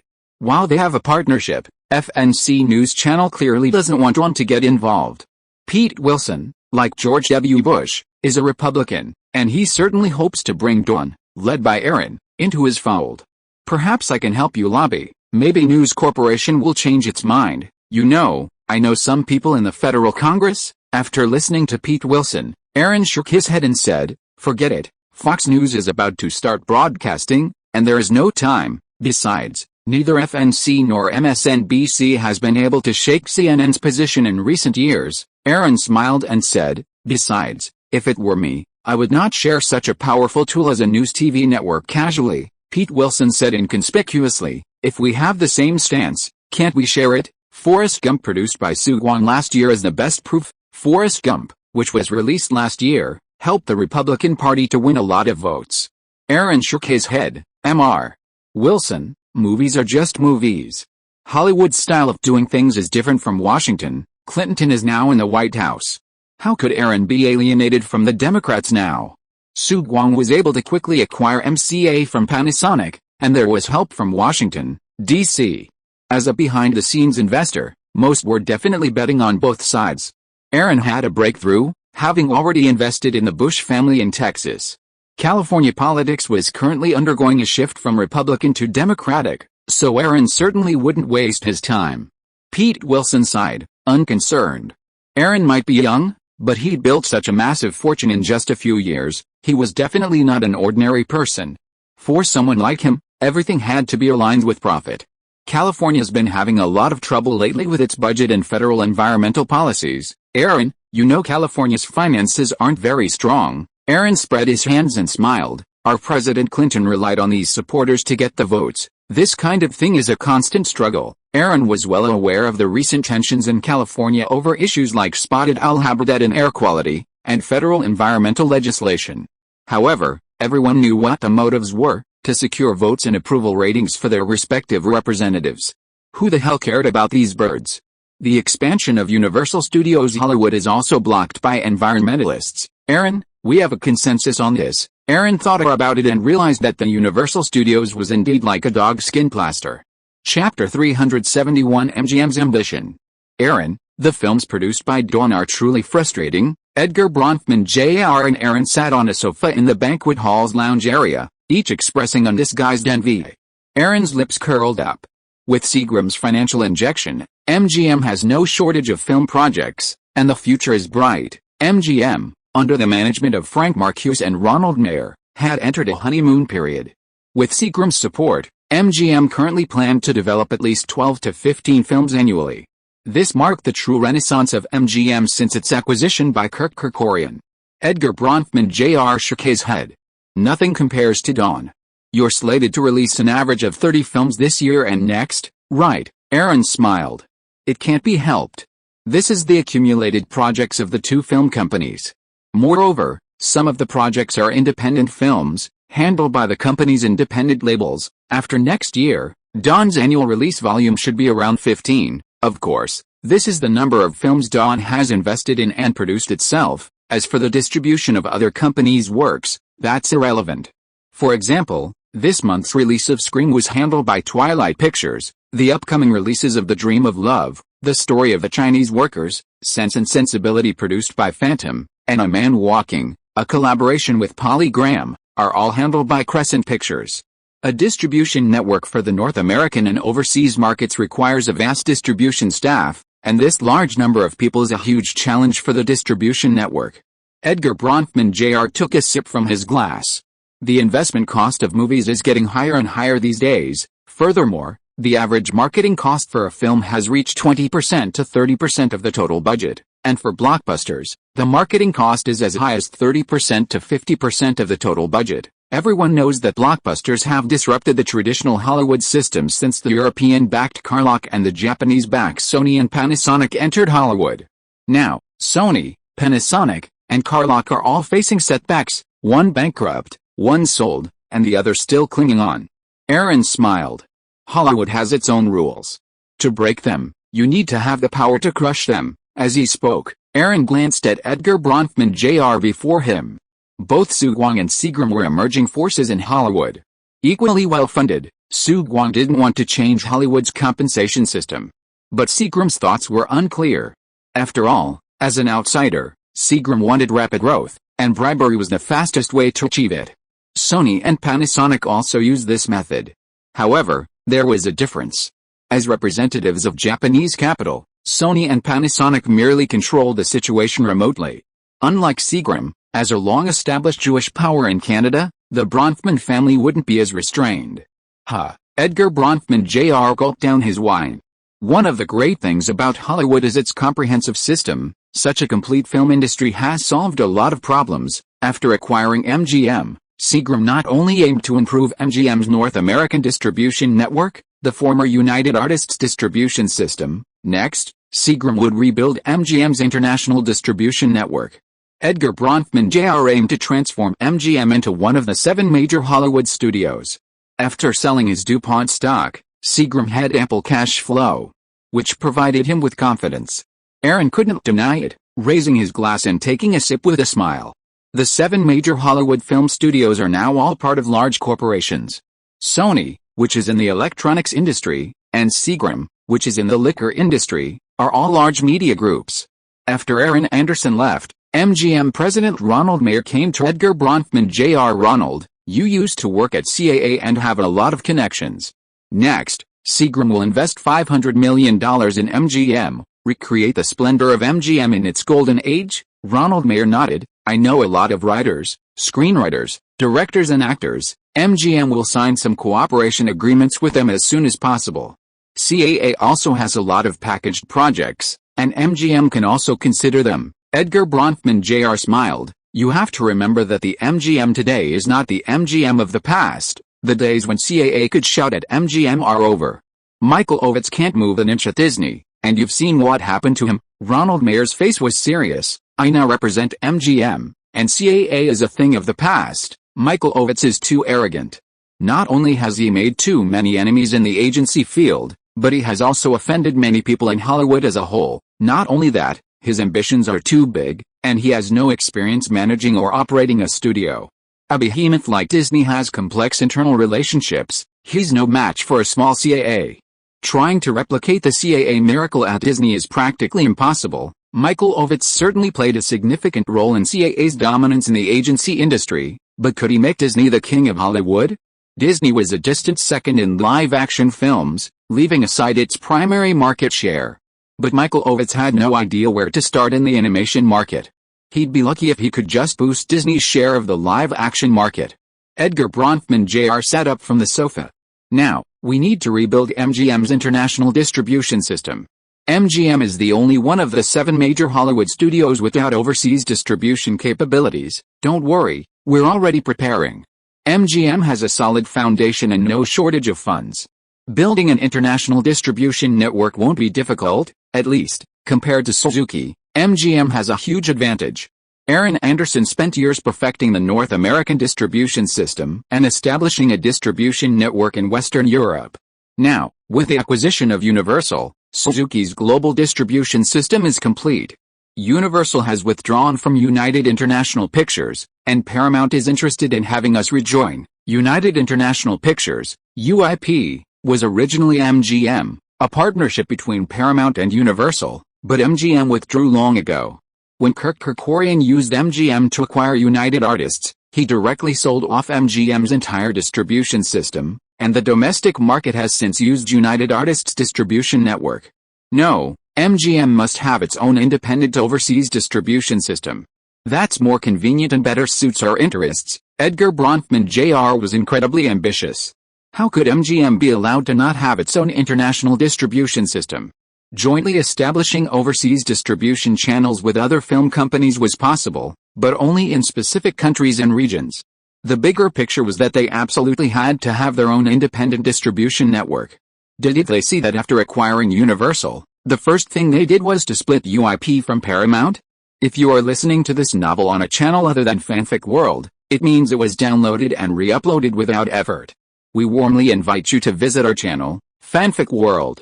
There you will find the original version of this story and many other novels of various genres. We look forward to seeing you dive into a world of incredible novels. Chapter 372. Aaron also has a headache. Off the coast of Los Angeles, the night sky is dotted with stars, and the Pacific Ocean breeze is blowing. On the private yacht, Aaron poured himself a glass of champagne. Catherine Zeta-Jones, sitting in front of the makeup mirror, asked, "Did the disastrous failure of Waterworld have a big impact on Kevin Costner?" Aaron nodded. Yes, it did have a big impact.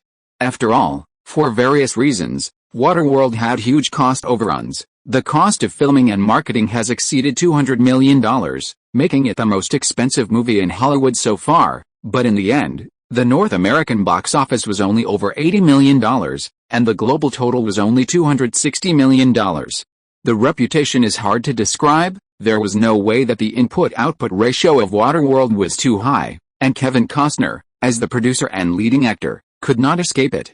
But don't worry, with Kevin Costner's status, even a failure like Waterworld would be within his means. This year, Kevin Costner also filmed the romantic comedy Tin Cup, and he's currently preparing a post-apocalyptic sci-fi blockbuster. The Postman for Warner Brothers. Kevin Costner also produced, directed, and starred in The Postman himself. Catherine Zeta-Jones smiled.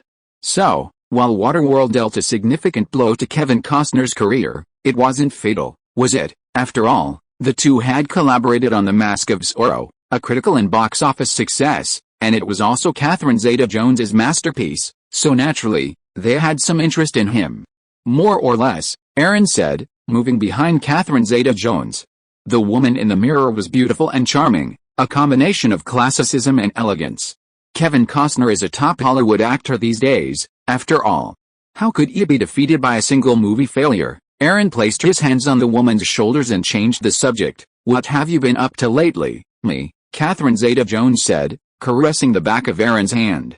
After filming Phantom, I took on a Hollywood romance. In the future, I'll probably be living in the US more often, spending most of my time in Los Angeles and the rest of the time back in London. That's fine, huh? Aaron said, and he kissed Catherine Zeta-Jones passionately. Their sexy silk pajamas were removed, revealing their alluring body, caressing the woman's softness. Soon, the entangled couple found themselves on a nearby bed. The next day, Aaron and Catherine Zeta-Jones landed on Catalina Island in the Channel Islands. Catalina Island is a dazzling gem among the numerous coastal islands dotted along California's coast, now renowned tourist and holiday destination in Southern California. It's a perfect weekend getaway for Los Angeles residents. Aaron and Catherine Zeta-Jones were enjoying afternoon tea at an outdoor cafe on Avalon Bay's Crescent Beach. "Hey, Aaron, look, isn't that Julia Roberts over there? And next to her, that looks like Liam Neeson." Hearing Catherine Zeta-Jones's call, Aaron turned and looked. "It's them. They seem to be filming Michael Collins, a war film produced by Geffen Films and distributed by Warner Brothers." Julia Roberts shot to fame overnight after starring in the hit film Pretty Woman. She subsequently filmed a series of films, but the results were mediocre. Recently, Julia Roberts had a comedy crime film At Any Cost, directed by Gus Van Sant, just released. Meg Ryan, Jennifer Connelly, Demi Moore, Nicole Kidman, Sophie Marceau, and other actresses from around the world are shining in Hollywood. Even Julia Roberts seems a little overwhelmed. Catherine Zeta-Jones lamented the fierce competition in Hollywood. Aaron smiled. "Julia Roberts is very popular with Americans, especially her big mouth." Earlier this year, Julia Roberts and American country singer Lyle Lovett, married for 2 years, announced their divorce. Liam Neeson seemed to have dated Julia Roberts before she became famous. Is he planning to rekindle their relationship? Aaron smiled. Julia Roberts' private life was extremely chaotic and full of problems, and Aaron was well aware of it. Otherwise, Shu Guang wouldn't have worked with her so rarely. "Aaron, it seems every famous Hollywood actress has worked with Shu Guang," Catherine Zeta-Jones said. Aaron smiled but said nothing. "It was obvious." "You're really amazing," Catherine Zeta-Jones said, and sat directly in Aaron's arms, hugging the man's neck and rubbing it. "American, British, French, Australian, Italian. As for me, isn't this helping Hollywood cultivate new talents, new directors, new actors?" Aaron put his arm around the girl's waist. "Don's ability to discover new talents is the best in Hollywood, and it's all thanks to himself." Then, Aaron covered the girl's mouth and kissed her. Catherine Zeta-Jones also hugged the man tightly and responded enthusiastically. While Aaron and Catherine Zeta-Jones were enjoying a wonderful weekend on the island, Universal's important project, the science fiction blockbuster Jurassic Park 2, The Lost World, encountered an accident. The Jurassic Park series was produced by Spielberg's Amblin Pictures. After more than 6 months of preparation, the script and other pre-production work had reached an advanced stage. However, for some reason, Amblin Pictures intended to replace the original film's lead actors, Sam Neill and Laura Dern, with Jeff Goldblum, who had appeared in the original film, taking the lead role. New Universal Pictures co-president Ron Steele disagreed with Spielberg's idea, believing the sequel should retain the original lead actors. Furthermore, because Spielberg's key deputy, Kathleen Kennedy, had left Amblin Pictures, she, who produced the previous Jurassic Park film, was not involved in the development of Jurassic Park, The Lost World. The Jurassic Park series is Universal Pictures' most successful IP, having grossed over $900 million worldwide 2 years ago, a world record. The importance of Jurassic Park, The Lost World is self-evident, but now, after more than 6 months in the making, the sequel seems to be under a shadow. By Monday, Aaron, who returned to Dawn Global headquarters, also felt a headache. Chapter 373, Creating a Trilogy. What's going on? I remember that the previous script was not like this. Aaron sat on a chair in his office in the Global Building, Dawn headquarters in Burbank, and rubbed his eyes. Jurassic Park 2, The Lost World seems to have changed the script. Don Steele was a little helpless, because the main plot has changed. Sam Neill and Laura Dern will not participate in the sequel. Don Steele frowned and said, "It should be that Laura Dern said something unfavorable to Jews in front of the media some time ago. What's more, she participated in Ellen DeGeneres' sitcom Ellen and Friends, playing Ellen DeGeneres' out-girlfriend. It is no secret in the industry that comedy star Ellen DeGeneres is a lesbian, but to announce it publicly on Ellen and Friends is a big deal. I don't know how the producers convinced ABC TV." After Kathleen Kennedy and Frank Marshall left Amblin, they formed their own independent film production company, Kennedy Marshall Productions. Now, the producer of The Lost World of Jurassic Park has been replaced by Amblin executive Colin Wilson, although the sequel script is still being adapted by Spielberg's regular screenwriter David Koepp and the original author Michael Crichton. The departure of producer Kennedy Marshall, who had always collaborated with Spielberg, still has a significant impact on the sequel. Aaron was a little annoyed. After Spielberg formed DreamWorks, he wasn't as enthusiastic about collaborating with Universal as before. The success of Jurassic Park also means we can't develop a sequel without Amblin Pictures. Both director Spielberg and author Michael Crichton have reaped huge profits from the Jurassic Park film. Universal Studios also pays a portion of the profits from the Jurassic Park project to the two each year. Michael Crichton definitely supports Spielberg. Perhaps we should trust him. Don Steele was helpless. After all, Spielberg's name was too reputable, and The Lost World and Jurassic Park was poised for huge profits. Surely Universal couldn't give up? Aaron waved his hand. Since it's a co-production between Amblin and Universal, we'll just have to be careful. I hope The Lost World and Jurassic Park isn't too far-fetched. I don't expect it to live up to the success of the original. Don Steele nodded. Spielberg was the pillar of the Jurassic Park franchise, and Aaron's message was clear. Amblin should continue to lead the project. The Lost World and Jurassic Park wouldn't cost too much, just over $70 million, since director Spielberg would receive a direct share of the post-production profits. By the way, how is the preparation progress for Men in Black? Aaron asked again. Don has purchased the copyright of the comics for several years, and the style of the film is suitable for director Barry Sonnenfeld. This summer, the comedy film Get Shorty, produced by MGM, directed by Barry Sonnenfeld, and starring John Travolta, was also quite successful. It won $70 million in North America and a total global box office of $110 million. Barry Sonnenfeld has been selecting actors with us, and many people have refused. However, we are now more optimistic about a partnership between Will Smith and Tommy Lee Jones. Will Smith performed very well in the previous Bad Boys. Also, the action comedy film Rush Hour that he is currently filming with Jack Cheng is also very good. Listening to Don Steele's explanation, it seems that Will Smith is very suitable for this kind of humorous comedy dual hero movie. Men in Black and Jurassic Park, The Lost World are both blockbusters we're preparing. Remind everyone in the company that Sugin's performance has been good in recent years, but we can't relax. Competition is going to be increasingly fierce. The acquisition of Universal Studios gave Sugin a qualitative leap forward. They thought they could compete with Disneyland with Universal Studios. Unfortunately, Disney acquired Metropolitan ABC, becoming the world's leading media conglomerate. Its vast television distribution network is enviable. Don Steele smiled and said, Sugin's IPO is imminent, and the employees in the company are very excited. These veteran employees who have followed Aaron for several years are also waiting to reap the rewards. That evening, Aaron met with Steven Spielberg at the Four Seasons Hotel in Beverly Hills to discuss the project for Jurassic Park, The Lost World. Aaron, my idea is to explore the implications of genetic technology for social development and analyze the significance of life cloning. I hope the audience will view this film from an ecologically critical perspective. I'll create an imaginary future dinosaur world by satisfying the audience's curiosity about the world of dinosaurs and creating a terrifying atmosphere of dinosaurs escaping and hunting humans. Many of Steven Spielberg's works, while rich in imagination, always aim to express some humanistic meaning. Aaron knocked on the table. Steven, the Jurassic Park series, whether it's MCA or Don, wants to prioritize commercial considerations. The plot of Jurassic Park, The Lost World, is simply too flawed compared to the previous one. You and I know what we want to see, audiences. And I've decided to create a trilogy. Of course, Steven Spielberg couldn't refute Aaron Anderson. In Hollywood, no one could match his commercial control films.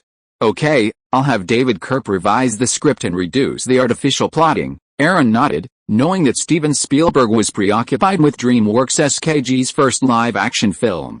After all, Jeffrey Katzenberg's animation business was already underway, making live-action projects easier, and Spielberg had his own considerations. As for the film's casting, Aaron wouldn't interfere, leaving it up to Spielberg himself. The Jurassic Park series had always featured dinosaurs as protagonists, with the actors serving primarily as supporting roles, so fame wasn't a big deal. Of course, using the original cast would have been preferable, but Spielberg had his own ideas, and Aaron couldn't object. After chatting with Steven Spielberg, Aaron was about to leave the hotel when he ran into Winona Ryder at the door. It turned out that the film she was starring in, The Dreamers, had its premiere that night, and the crew was hosting a post-screening party. Chapter 374, Great Again. Huh? Aaron leaned back in his car seat in Hancock Park, Los Angeles, and let out a long breath.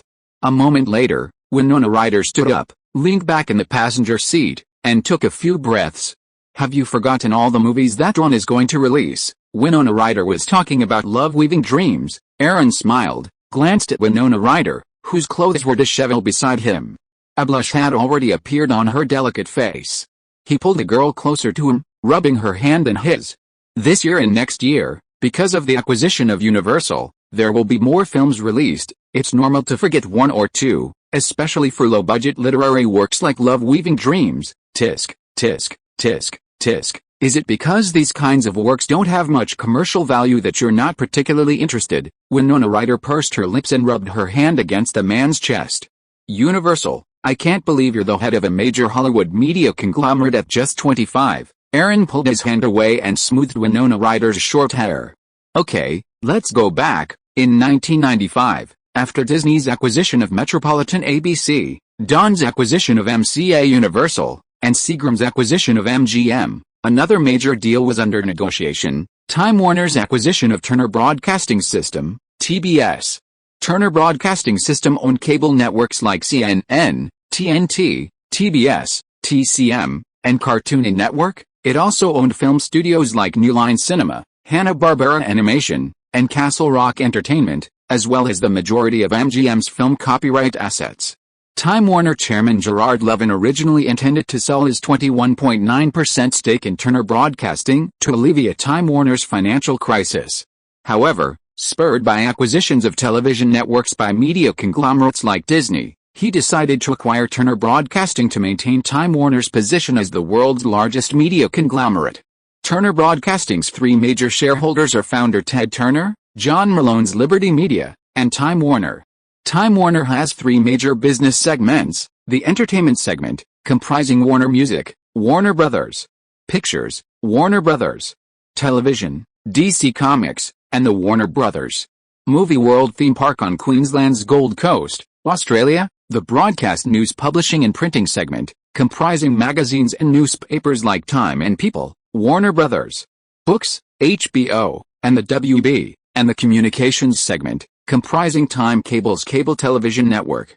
This time, Gerard Levin has set his sights on Turner Broadcasting, aiming to strengthen its cable television and cable news operations.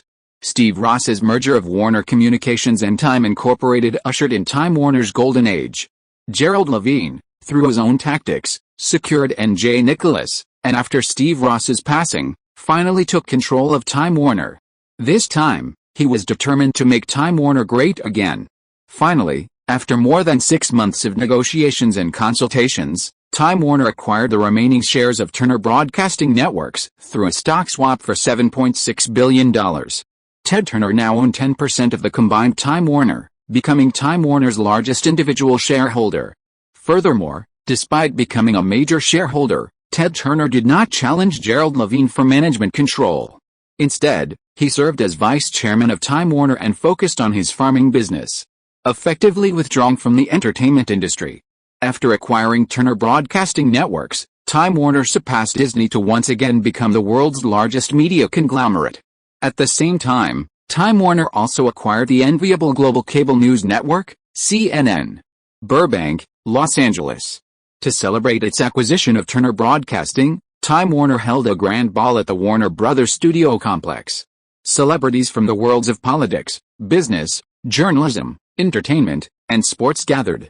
Gerald Levine was on a roll. Time Warner's stock price had risen by over 4% since the acquisition of Turner Broadcasting.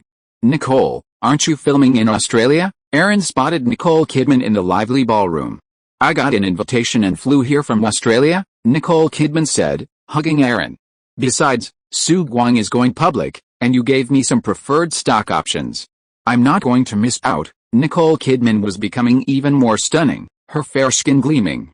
Aaron nodded, put his arm around the girl's waist, and looked out at the center of the field, his lips curled up. Hollywood is getting more and more interesting. Nicole Kidman kissed Aaron on the cheek. You're even more impressive. Sue Guang's reputation is also very impressive now. Aaron shook his head. Sue Guang's advantage lies mainly in content production. We can't compare with the other companies in terms of distribution channels. Time Warner now owns CNN, Disney has ABC, and Viacom also has several cable TV networks. As for News Corporation, Not to mention Fox, they have always had a strong voice in the newspaper market. Su Guang, AMC, USA, and the Houston Post are the group's main channels. Meanwhile, Frank Marcus, who was standing beside Edgar Bronfman Jr., suddenly suggested Time Warner acquired Turner Broadcasting, and with it, most of MGM's film copyrights. Ted Turner relied on these copyrights to develop his television network. Now, we can approach Time Warner and buy back MGM's film copyrights. 10 years ago, Ted Turner acquired MGM from Kirk Kerkorian, only to sell it back the following year. However, Ted Turner retained most of MGM's film copyrights, primarily those from before 1986. Edgar Bronfman Jr. glanced at Gerald Levine and Ted Turner, who were standing nearby. Turner Broadcasting now had Warner Bros.' copyright library, so it seemed MGM's film library wasn't necessarily for sale. Seagram wasn't short of money, so he could indeed negotiate with Time Warner and potentially buy back MGM's library. Anyway, MGM is building its own international distribution network. If they can get back the MGM film library, it will definitely be good news. Frank, contact Time Warner as soon as possible. Edgar Bronfman Jr. was indeed tempted by Frank Marcuse's proposal. Understood, Frank Marcuse nodded. Chapter 375 Turner's Choice. Mr. Turner, are you retiring? At the ball, Aaron approached Ted Turner, holding a glass. Oh, it's Aaron. Ted Turner's face flushed slightly, evidently having had quite a few drinks. Aaron, I'm 57 years old, and I've been CEO for 33 years.